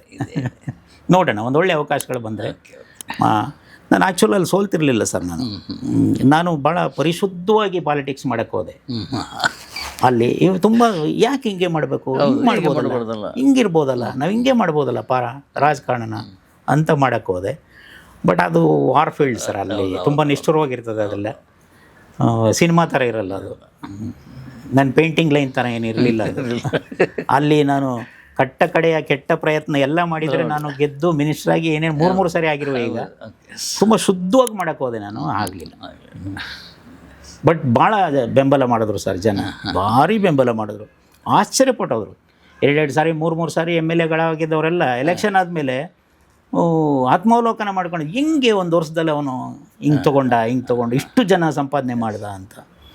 ಹಂಗಾಗಿ ಅಷ್ಟು ಸಪೋರ್ಟ್ ಮಾಡಿದ್ರು ನನ್ನ. ಎಸ್. ಈಗ ನೀವು ಮನೇಲಿ ಯಾರೆಲ್ಲ ಇದ್ರಿ ಸರ್? ನಮ್ಮ ಮನೆಯವರು ಯಶೋಧ, ಮಗ ಇದ್ದಾನೆ ಓಂಕಾರ್ ಅಂತ, 7th ಸ್ಟ್ಯಾಂಡರ್ಡ್ ಸರ್. ಈಗ ಇಲ್ಲೇ ಬೆಂಗಳೂರು ನ್ಯಾಷನಲ್ ಪಬ್ಲಿಕ್ ಸ್ಕೂಲ್. ಅವ್ರು ನಮ್ಮ ಮನೆಯವ್ರು ಬಂದು ಕುಶಾಲನಗರ ಸರ್. ಕುಶಾಲನಗರ ನಮ್ಮ ದೂರದ ಸಂಬಂಧಿ. ಹಾಗಾಗಿ ಆ ಹೆಣ್ಮಗಳು ಎಕನಾಮಿಕ್ಸ್ MA ಓದ್ಕೊಂಡಿದೆ. ಹಾಗಾಗಿ ಜೊತೆ ಇದ್ದೀವಿ. ಚೆನ್ನಾಗಿದೆ, first class sir, first class. But ನಿಮ್ಮ ಒಟ್ಟು ಈ ಸಿನಿಮಾ ಲೈಫಿಗೆ ಆ ಒಂದು ನೋವು ಕಾಡುತ್ತೆ ಸರ್. ಈಗೇನೆಂದರೆ ಸಿನಿಮಾನೇ ಬೇರೆ ಸರ್. ಏಕೆಂದರೆ ಇಲ್ಲಿ ನಾವು ಒಬ್ಬ ಸಿನಿಮಾ ನಿರ್ದೇಶಕನಾಗಿ ಬಂದು ನಿಂತ್ಕೊಂಡ ಮೇಲೆ ಅದು ಬೇರೆ ಎಲ್ಲ ನಮ್ಮನ್ನು ಡಿಸ್ಟರ್ಬ್ ಮಾಡಬಾರ್ದು. ಯಾಕೆ ನಾವು ಮೊದಲನೇದಾಗಿ ನಾನು ಸಿನಿಮಾ ಲವರ್. ನನಗೇನೆಲ್ಲ ಅಡೆತಡೆಗಳು ಬಂದಾಗ, ಕುಗ್ಗೋಗುವಂಥ ಸಂದರ್ಭಗಳು ಬಂದಾಗ ನನ್ನ ಎತ್ತಿ ನಿಲ್ಲಿಸಿದ್ದೇ ಸಿನಿಮಾ. ಯಾಕೆಂದ್ರೆ ನಾನು ಆ ಸಿನಿಮಾ ಅನ್ನೋದು ನನ್ನ ರಕ್ತದಲ್ಲಿ ಬಂದುಬಿಟ್ಟಿದೆ ಸರ್. ಯಾಕೆಂದ್ರೆ ಅದಕ್ಕೆ ಯಾರೂ ನನಗೆ ಅದನ್ನ ಹೇಳ್ಕೊಟ್ಟಿದ್ದಿಲ್ಲ, ನಾನು ಯಾವ ಸ್ಕೂಲ್ಗೆ ಹೋಗಿ ಕಲ್ತಿದ್ದಿಲ್ಲ. ಅದು ತಾನಾಗೆ ತಾನಾಗಿ ಅದು ನನ್ನಂಥವನಿಗೊಬ್ಬನಿಗೆ ಒಲಿದು ಬಂದ ಕಲೆ. ಅದು ಯಾವುದೋ ಕುಗ್ರಾಮದಲ್ಲಿ ಜನಸಂಪರ್ಕನೇ ಇಲ್ಲದೆ, ನಾಗರಿಕತೆಯೇ ಇಲ್ಲದೆ ಇರೋವಂಥ ಒಂದು 2 ಮನೆ ಹಳ್ಳಿಲಿ ಹುಟ್ಟು ಬೆಳೆದವನಿಗೆ ಆ ಸಿನಿಮಾ ಕಲೆ ಒಲಿದು ಬಂತು ಅಂದರೆ ಅದು ನಾನು ಅಷ್ಟು ಅದನ್ನು ತುಂಬ ರಕ್ತದಲ್ಲಿ ಸೇರಿಸ್ಕೊಬಿಟ್ಟಿದ್ದೀನಿ ಸರ್. ನನಗೆ ಯಾವುದೇ ಸಂದರ್ಭ ಬಂದರೆ, ಈಗ ಸಿನಿಮಾದಲ್ಲಿ ಏನು ಗಳಿಸಿದ್ರಿ, ಹೆಂಗಿದಿರಿ, ಎಷ್ಟೋ ಜನ ಸ್ನೇಹಿತರು ನನಗೆ ಆತ್ಮೀಯರು, ಮೀಡಿಯಾದವರೇ ನಿಮ್ಮ ಥರ. ನಾನು ಒಂದಷ್ಟು ದಿನ ಕಾಣಿಸ್ಕೊಳ್ದೇ ಇದ್ದಾಗ ಹೆಂಗೆ ಬದುಕ್ತಿದ್ದೀರಿ ಅಂತ ಕೇಳಿದ್ದು ಉಂಟು. ಊಟಕ್ಕೆ ಏನು ಮಾಡಿದ್ದೀರಿ ಹಂಗಾಗಿ ಅವೆಲ್ಲ ದೊಡ್ಡದಾಗಿ ಕಂಡಿಲ್ಲ ಸರ್ ನಮಗೆ. ಯಾಕೆಂದರೆ ಕನಸು ದೊಡ್ಡದಲ್ಲ ಸರ್. ಏನಾದರೂ ಇಲ್ಲಿ ಒಂದು ಹೆಜ್ಜೆ ಗುರುತು ಇಟ್ಟು ಹೋಗಬೇಕು ಅನ್ನೋವಂಥದ್ದು ಅಲ್ಲಿಂದ. ಏಕೆಂದರೆ ಒಂದು ಸಿನಿಮಾ, ಒಂದು ಜೀವಮಾನನೇ ಅದಕ್ಕೆ ಮುಡುಪಾಗಿಟ್ಟಿದ್ದೀವಿ. ಹಾಗಾಗಿ ಎಲ್ಲ ಸಂದರ್ಭದಲ್ಲೂ ನನಗೆ ಆ ಸಿನಿಮಾನೇ ದೊಡ್ಡದಾಗಿ ಕಾಣ್ತು ಸರ್. ಇವತ್ತಿಗೂ ನನ್ನ ಇಷ್ಟು ನಗಿಸ್ತಿದೆ ಅಂದರೆ ಆ ಸಿನಿಮಾನೇ ಸರ್. ಈಗ ಹಳೆ ಇದನ್ನೆಲ್ಲ ಮರ್ತು ಬಿಟ್ಟಿದ್ದೀರಿ.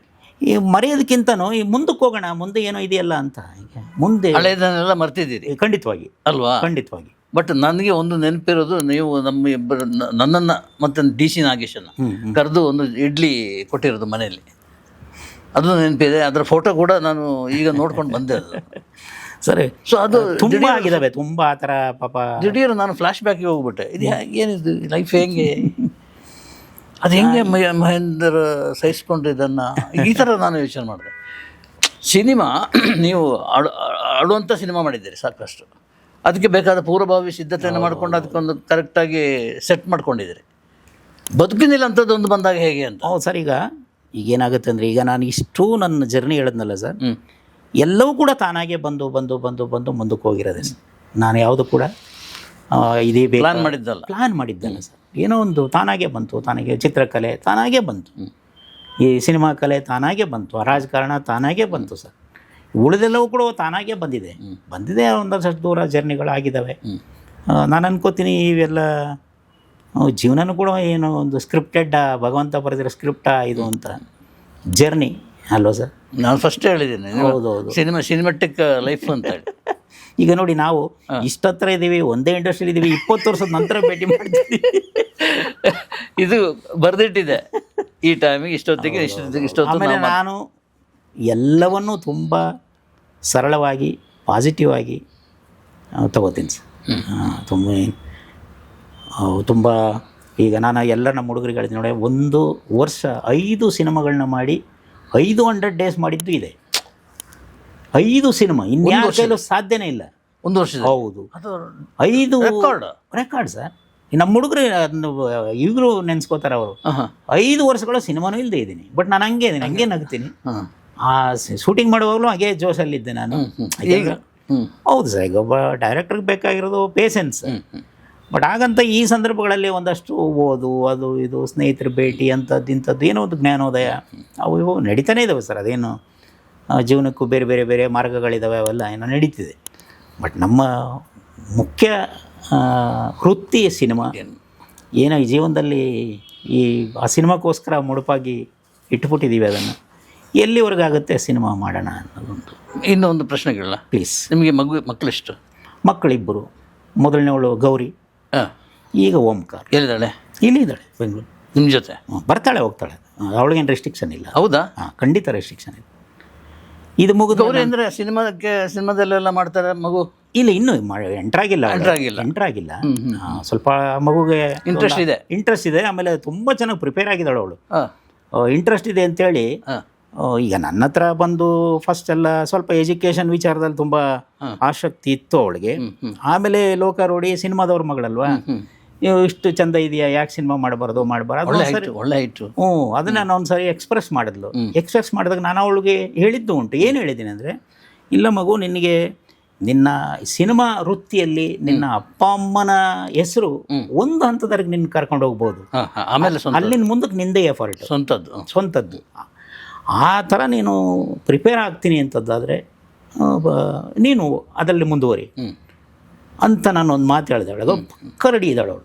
ಪಕ್ಕ ಈ ಥಿಯೇಟ್ರಲ್ಲಿ ಹೋಗಿ ಕಲಿತು 1 ವರ್ಷ ಎಲ್ಲ ತಿರುಗಾಟ ಮಾಡಿ, ನಾಟಕಗಳಲ್ಲಿ ಮಾಡಿ, ಈಗ ಅದ್ಭುತವಾಗಿ ಆ್ಯಕ್ಟ್ ಮಾಡ್ತಾಳೆ ಅವಳು. ಅಷ್ಟು ಚೆಂದ ಇದ್ದಾಳೆ. ಎಷ್ಟೋ ಸಾರಿ ನಾನೇ ಮಾಡಬೇಕು ಅವಳನ್ನಿಷ್ಟು ಅಂತ ಅಂದ್ಕೊಂಡೆ ನಾನು. ಚೆಂದ ಇದ್ದಾಳೆ ಅಂತ ಹೇಳಿ ಎಷ್ಟು ಮುದ್ದಾದ ಪದ ಅದು. ಆಮೇಲೆ ನಾನೇ ಒಂದು ಸಿನಿಮಾ ಮಾಡೋಣ ಅವಳಿಗೆ ಅಂತಾನು ಒಂದು ಎಷ್ಟೋ ಪ್ಲ್ಯಾನ್ಗಳು ಮಾಡಿದೆ ನಾನು. ನನಗೇನಂದರೆ, ಫಸ್ಟ್ ಟೈಮ್ ಒಂದು ಬೇರೆ ಡೈರೆಕ್ಟರ್ ಮೂಲಕ ಬರಲಿ.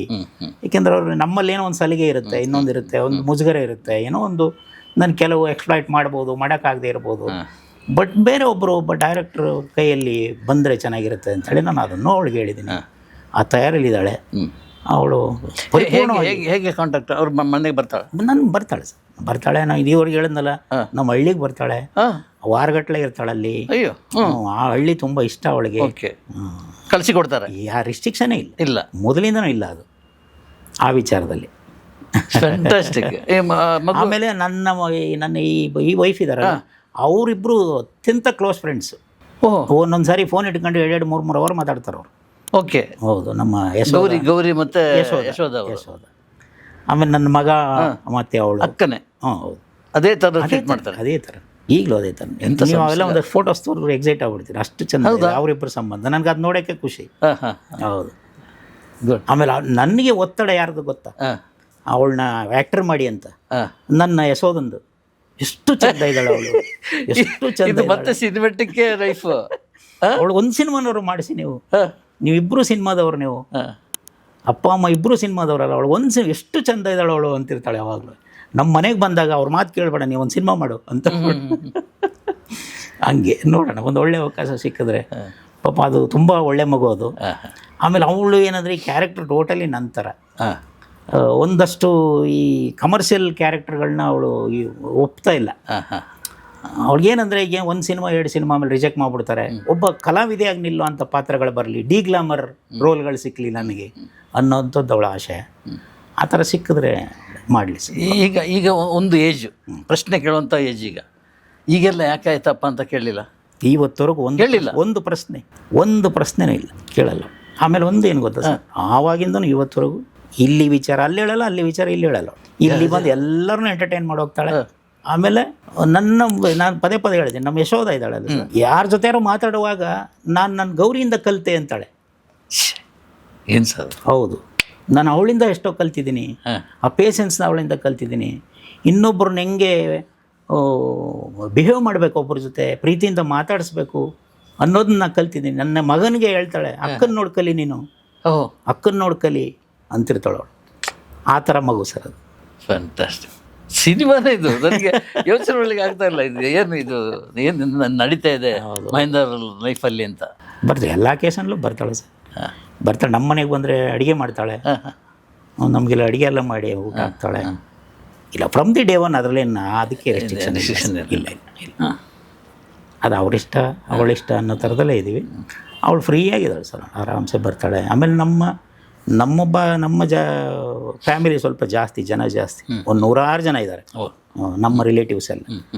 ಅವು ಎಲ್ರಿಗೂ ಅಚ್ಚುಮೆಚ್ಚು ಅವಳು. ಅವ್ರು ಎಲ್ಲರ ಅಕೇಶನ್ಗೂ ಬರ್ತಾಳೆ ಅವಳು. ಮದುವೆ ಇರ್ಬೋದು, ಇನ್ನೊಂದು ಇರ್ಬೋದು, ಎಲ್ಲ ಒಂದು ಮಿಸ್ ಮಾಡಲ್ಲ, ಬಂದೇ ಬರ್ತಾಳೆ.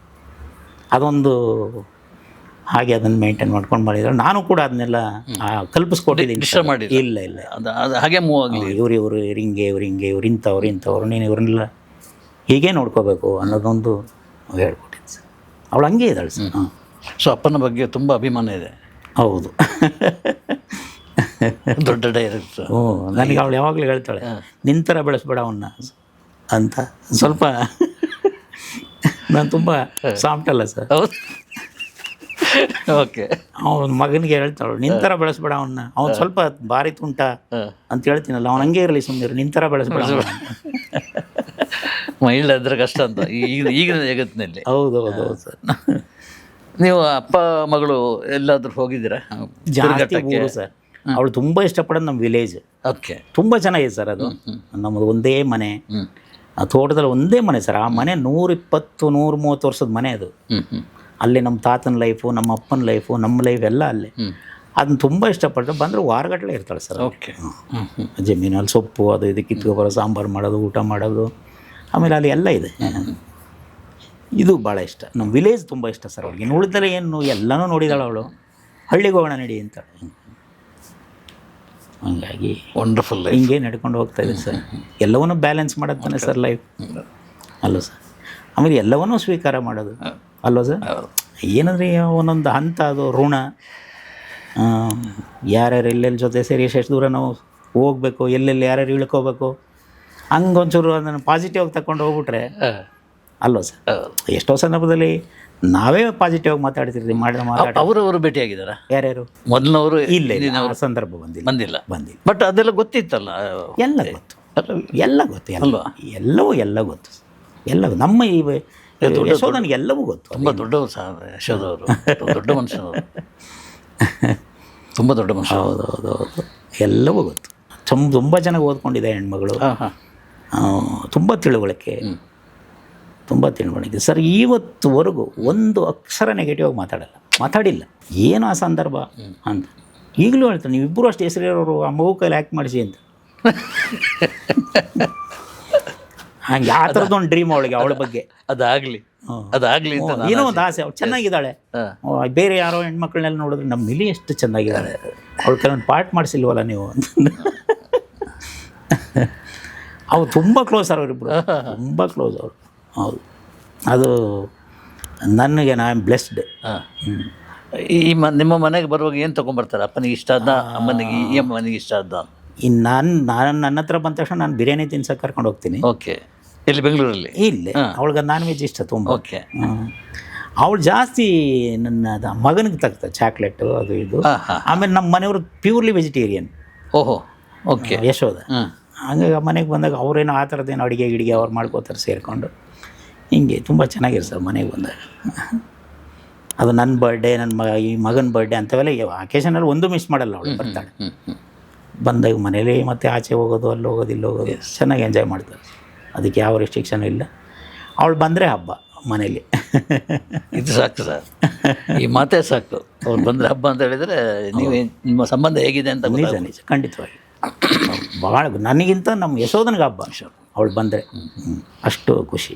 ಅವಳು ಬರ್ತಾಳೆ ಯಾವಾಗಲೂ, 3 ಹೊತ್ತು ಫೋನಲ್ಲಿ ಇರ್ತಾರೆ. ಅದು ನೋಡೋಕ್ಕೆ ಖುಷಿ ಆಗುತ್ತೆ. ಹಂಗೆ ಇರಲಿ ಅಲ್ವಾ ಸರ್? ಖಂಡಿತ ಖಂಡಿತ. ಏಕೆಂದರೆ ಈಗ ಏನಾಗುತ್ತೆ ಸರ್, ಈಗ ಸರ್ ನಾವು ಎಲ್ಲ ಸಂದರ್ಭದಲ್ಲೂ ನಾವೇ ಹೊಗಳಿರ್ತೀವಿ ಅಥವಾ ಏನೋ ಒಂದು ಕಹಿ ಘಟನೆಗಳು ಇನ್ನೇನೋ ಆಯಿತು, ನಾವೇ ತಿಗಳೋದೇನಿದೆ ಅದರಲ್ಲಿ. ಎಲ್ಲವೂ ಋಣ ಅಂದ್ಬಿಡ್ತೀನಿ ನಾನು, ಅಲ್ವ ಸರ್? ಇಲ್ಲಿ ಸೇರೋದು ಋಣ, ಆಚೆ ಹೋಗಿ ಏನಾದ್ರು ತಿನ್ನೋದು ಋಣ, ಸಿಕ್ಕದೇ ಇರೋದು ಋಣ. ಜೀವನನೇ ಹಂಗೆ ತಾನೆ ಸರ್. ಯಾರೋ ಬೇಕು ಅಂತಲೂ ಮಾಡಲ್ಲ, ಏನೂ ಇಲ್ಲ. ನಾನು ಅದು ಯಾವಾಗಲೂ ಹೇಳ್ತಿರ್ತೀನಿ, ಇಲ್ಲಪ್ಪ ಇಷ್ಟೊಂದು ಸ್ಕ್ರಿಪ್ಟ್ಗಳು ಬರೆದಿದ್ದೀನಿ ನಾನು. ನಾವೇ ಒಂದು ಬರಿತೀವಿ, ಭಗವಂತನೇ ಒಂದು ಬರಿತಾನೆ, ಅಲ್ವ ಸರ್? ಹೌದು, ಅವ್ನು ಬ್ಯೂಟಿಫುಲ್ ಸ್ಕ್ರಿಪ್ಟ್ ರೈಟರ್. ಏನಂದ್ರೆ ಈಗ ಈ ಪದೇ ಪದೇ ನಾವು ಹುಟ್ಟಲ್ವಲ್ಲ ಸರ್, ಎಲ್ರಿಗೂ ಪಾಸಿಟಿವ್ ಆಗಿದ್ದು ಹೋಗ್ಬಿಡೋದು, ಅಲ್ವ ಸರ್? ಏನಿದೆ ಅದರಲ್ಲಿ? ನನಗೆ ಒಂದು ಮಾತು ಯಾವಾಗಲೂ ಒಂದು ತುಂಬ ಇನ್ಸ್ಪೈರ್ ಆಗೋದು ಅಂದರೆ, ಹಂಸಲೇಖ ಅವರು ಅವ್ರಿಗೊಂದು ಸಮಸ್ಯೆ ಆಯಿತು. ಫಸ್ಟ್ ಟೈಮ್ ಹೆಲ್ತ್ ಇಶ್ಯೂ ಆಯಿತು. ಆವಾಗ ಹಾರ್ಟ್ ಸಮಸ್ಯೆ ಆಯಿತು. ಆವಾಗ ಒಂದು ಮಾತು ಹೇಳಿದ್ರೆ ಎಲ್ಲ ಆದಮೇಲೆ, ಎಲ್ಲ ಹುಷಾರಾಗಿ ಬಂದಮೇಲೆ, ಅವು ಸ್ವಲ್ಪ ನಿಷ್ಠುರವಾದಿ ಸರ್. ಹೌದು, ನೇರ ಮುಖದ ಮೇಲೆ ಮಾತಾಡೋದು, ಅವ್ರಿಗಿಷ್ಟ ಆಗಲಿಲ್ಲ ಅಂದರೆ ಅಷ್ಟೇ ನಿಷ್ಠುರವಾಗಿ ಹೇಳ್ತಾರೆ. ಅವರು ಹುಷಾರಾಗಿ ಬಂದಮೇಲೆ ನಾನು ಅವ್ರು ನೋಡೋಕ್ಕೆ ಹೋದ್ಮೇಲೆ ಅವರೊಂದು ಮಾತು ಹೇಳೋದು ಸರ್, ನಾನೊಂದಷ್ಟು ಜನನ ನಿಷ್ಠುರ ಮಾಡ್ಕೊಂಡಿದ್ದೆ, ಹರ್ಟ್ ಮಾಡಿದ್ದೆ, ಅವ್ರನ್ನೆಲ್ಲ ಹೋಗಿ ಭೇಟಿ ಮಾಡಿ ಮಾತಾಡ್ಸ್ಬಿಟ್ಟು ಬಂದೆ ಕಣಯ್ಯ ನಾನು ಅಂದರು. ನನಗೀಗ ಹಂಸಲೇಖ ನೋಡಬೇಕು ಅಂತ ಅನಿಸಿದೆ. ಹ್ಞೂ ಸರ್, ಈಗ ಹೇಳಿದ ನನಗೆ ಅದು ಎಷ್ಟು ನೆನೆಸ್ಕೋತೀನಿ ಅಂದರೆ, ನಾನು ಎಂಥ ಯೋಚನೆ ಅದು. ಒಂದಷ್ಟು ಅವ್ರು ಏನಂತ ಅಷ್ಟೇ, ನಾನು ಒಂದಷ್ಟು ಜನಕ್ಕೆ ಹರ್ಟ್ ಮಾಡಿದ್ದೆ, ಒಂದಷ್ಟು ಜನ ದೂರ ಮಾಡ್ಕೊಂಡಿದ್ದೆ, ಅವ್ರನ್ನೆಲ್ಲ ಕೂತ್ಕೊಂಡು ಲಿಸ್ಟ್ ಮಾಡಿಕೊಂಡು ಎಲ್ಲರನ್ನೂ ಭೇಟಿ ಮಾಡಿ ಮಾತಾಡಿಸಿ ಬಂದನಪ್ಪ ನಾನು. ಸೂಪರ್. ಅದು ಲೈಫಿನ ಇದು ಗೊತ್ತಾಗ್ಬಿಡ್ತಾರೆ, ಅಲ್ವಾ ಸರ್? ಇಷ್ಟೇ ಅಂತೇಳಿ. ಹಾಂ, ಹಂಗಾಗಿ ಪಾಸಿಟಿವ್ನೇ ಒತ್ಕೊಂಡು ಹೋಗೋಣ ನಾವು ಕೊನೆವರೆಗೂ, ಅಲ್ವ ಸರ್? ಇದು ಈ ಥರದ್ದೆಲ್ಲ ಒಂದಷ್ಟು ಇನ್ಸ್ಪಿರೇಷನ್ಸ್ ನನಗೆ ಅಷ್ಟೇ.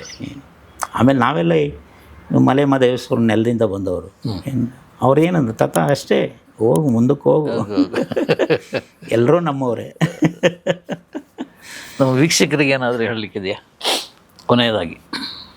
ಸರ್, ಈಗ ಈ ನನ್ನ ಕಥೆಯೆಲ್ಲ ಕೇಳಿದ್ರೆ, ಈ ನಾವೆಲ್ಲ ಇಲ್ಲಿ ಬಂದು ನಿಮ್ಮ ಮುಂದೆ ಕೂತ್ಕೋತೀವಿ ಅನ್ನೋದು ಕನಸು ಮನಸ್ಸಲ್ಲೂ ಕಂಡಿಲ್ಲ ಸರ್. ಇಂಡಸ್ಟ್ರಿಗೆ ಬಂದು ಇಷ್ಟು ಎತ್ತರಕ್ಕೆ ಬೆಳಿತೀವಿ ಅಂತಲೂ ಗೊತ್ತಿಲ್ಲ. ಇಂಡಸ್ಟ್ರಿಗೂ ನಮಗೂ ಸಂಬಂಧವೂ ಇರಲಿಲ್ಲ. ನಮ್ಮ ಮನೇಲಿ ಯಾರು ದೊಡ್ಡ ವಿದ್ಯಾವಂತರುಗಳು ಇರಲಿಲ್ಲ, ನಾಟಕಕಾರರು ಇರಲಿಲ್ಲ, ಏನೂ ಇಲ್ಲ ಸರ್. ಇವೆಲ್ಲವೂ ಹೊಸದು ನನಗೆ. ಇವ್ಯಾವೂ ಇಲ್ಲ ಅಂದರೆ ಏನೋ ಒಂದು ಮಾಸ್ಟ್ರೋ ಗೆಸ್ಟ್ರೋ ಅದು ಇದೋ ಒಂದು ಇಂಜಿನಿಯರೋ ಅದೇನೋ ಆಗಿರ್ತಿದ್ದೆ, ಅಥವಾ ಇಟಲಿಗೆ ಹೋಗಿ ಏನೋ ಒಂದು ಆಗಿರ್ತಿದ್ದೆ. ಬಟ್ ಅದೆಲ್ಲ ಬಿಟ್ಟು ಇಲ್ಲಿ ಬಂದು ಇವತ್ತವರೆಗೂ ಸರ್ ನಾನು ಇಷ್ಟು ದಿನ ಸುಮ್ಮನೆ ಇದ್ದೀನಿ. ನನ್ನ ಫ್ರೆಂಡ್ಸ್ ಎಲ್ಲ ಹೇಳ್ತಾರೆ, ನಂದೇನಾದ್ರು ಬಂದರೆ ಸರ್ ಒಂದು ನೆಗೆಟಿವ್ ಕಾಮೆಂಟ್ ಇರಲ್ಲ. ನಿನ್ನೆ ನಮ್ಮ ಹುಡುಗ ಬಂದು, ಸರ್ ಒಂದು ನೆಗೆಟಿವ್ ಬರೆಯಲ್ವಲ್ಲ ಸರ್ ನಿಮ್ಮ ಬಗ್ಗೆ ಅಂತಾರೆ ಕಾಮೆಂಟ್. ಆ ಥರ ನನಗೆ ಗೊತ್ತಿಲ್ಲ ಸರ್ ಅದು ಏನು ಅಂತ. ಅದು ಏನಕ್ಕಷ್ಟು ನಮ್ಮನ್ನು ಇಷ್ಟಪಡ್ತಿದ್ದಾರೋ ಪ್ರೀತಿ ಮಾಡ್ತಿದ್ದಾರೋ ನನಗೆ ಗೊತ್ತಿಲ್ಲ.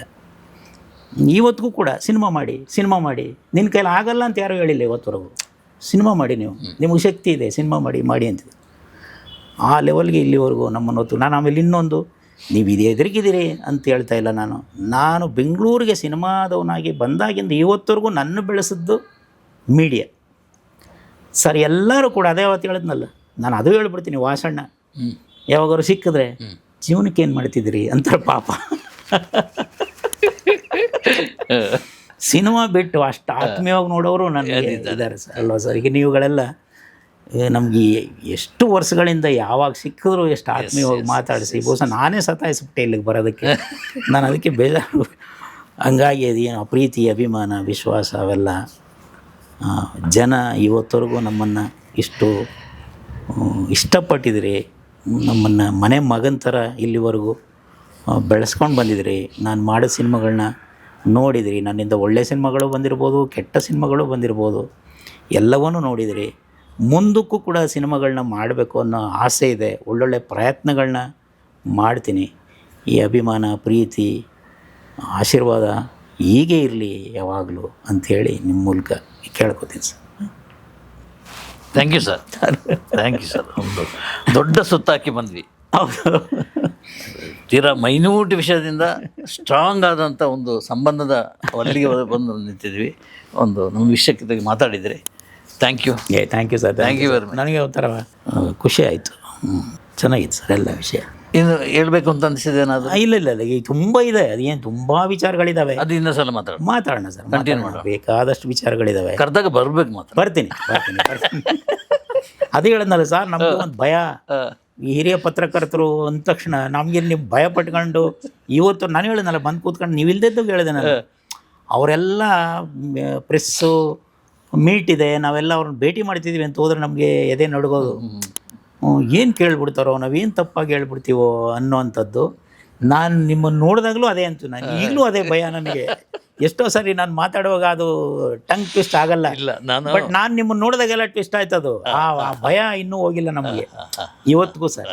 ಏಕೆಂದರೆ ಈ ನೀವುಗಳೆಲ್ಲ ನಮ್ಮನ್ನು ತಿದ್ದಿದವರು, ತೀಡಿದವರು, ಆತ್ಮೀಯವಾಗಿ ಬೆಳೆಸ್ಕೊಂಡವರು. ಯಾಕೆಂದರೆ ಸಪೋರ್ಟ್ ಮಾಡಿದ್ರೆ ನಾವು ಯಾರಿಗೆ ಗೊತ್ತು ಸರ್. ಇವತ್ತು ಬೇಕಾದಷ್ಟು ಮೀಡಿಯಾ ಇದೆ, ಎಲ್ಲ ಇದೆ ಸರ್. ನಮ್ಗೆ ಅದು ಏನೇನು ಇಲ್ದಿದ್ದಾಗ ಮನೆಗೆ ತಲುಪಿಸೋದ್ರಲ್ಲ ನೀವುಗಳು. ಇವತ್ತಿಗೂ ಯಾವ ಕುಗ್ರಾಮಕ್ಕೆ ಹೋದರೂ ನನ್ನನ್ನು ಹೆಸರಿಡಿದು ಕರೆದು ಬಿಡ್ತಾರೆ. ಬಟ್ ಅವು ಹಿಂಗೆ ಸಾಧ್ಯವಾಯಿತು ಸರ್, ಆ ಥರ ತಲುಪಿಸಿದ್ರಲ್ಲ ಸರ್ ನಮ್ಮನ್ನೆಲ್ಲ ಅಷ್ಟು ಆತ್ಮೀಯವಾಗಿ. ಪೇಪರ್ಲಿ ಒಂದು ಫೋಟೋ ಒಂದು ಹೆಸರು ಬಂದುಬಿಟ್ರೆ ಅದನ್ನ 16 ವರ್ಷಗಳು ಕಟ್ ಮಾಡಿ ಬುಕ್ ಒಳಗೆ ಇಟ್ಕೊಂಡಿದ್ದು ಕಾಲ ಅವೆಲ್ಲ. ಹಾಗಾಗಿ ಅದನ್ನು ನೋಡಿ ಬೆಳೆದುಬಿಟ್ಟಿದ್ದೀವಲ್ಲ ಸರ್, ಅದರ ಮೌಲ್ಯ ಗೊತ್ತಿದೆ. ಅದು ಮೀಡಿಯಾದ ಸ್ನೇಹಿತರು, ಜನಸಂಬಂಧ ಅವೆಲ್ಲ ಅಷ್ಟು ಸುಲಭ ಅಲ್ಲ ಸರ್. ಪಾಸಿಟಿವ್ ನೆಗೆಟಿವ್ ಅಂತ ಹೇಳಿದಾಗ ಬಹುಶಃ ಈ ಸಂಬಂಧದ ಬಗ್ಗೆ ನಾವು ಈಗ ಮಾತಾಡಿದ್ವಿ, ಕೊನೆಯಲ್ಲಿ ಮಾತಾಡಿದ್ವಲ್ಲ, ಅದು ಮಹೇಂದ್ರ ಜಾಗದಲ್ಲಿ ಇನ್ಯಾರೋ ಕೂತ್ಕೊಂಡಿರ್ತಿದ್ರೆ ಅದು ಬೇರೆ ರೀತಿಯಲ್ಲಿ ಹೋಗ್ತಿತ್ತು. ಯಾಕಂದರೆ ಮಹೇಂದ್ರ ಆ ಮೈಲ್ಡ್ ಸ್ವಭಾವ ಇದೆಯಲ್ಲ, ಅದಕ್ಕೆ ತಕ್ಕ ಹಾಗೆ ನಾನು ಪ್ರಶ್ನೆ ಕೇಳಿದ್ದೆ. ಕರೆಕ್ಟ್. ಅದಕ್ಕೆ ಡಿಸ್ಟರ್ಬ್ ಆಗಬಾರ್ದು, ಅದಕ್ಕೆ ನೋವಾಗಬಾರ್ದು, ಎಲ್ಲ ಕಾರಣಕ್ಕಾಗಿ. ಯಾರಿಗೂ ಹರಟೆ ಮಾಡಿ ಏನು ಪ್ರಯೋಜನ ಅಲ್ವ ಸರ್. ತುಂಬ ದೂರ ಬಂದ್ಬಿಟ್ವಲ್ಲ ಸರ್. ಮುಂದೆ ಇನ್ನೂ ಏನೋ ವಂಡರ್ಸ್ಗಳಿದ್ದಾವೆ, ನೋಡೋಣ ಅಲ್ವಾ? Yes, thank you sir. ನಮಸ್ಕಾರ ಸರ್.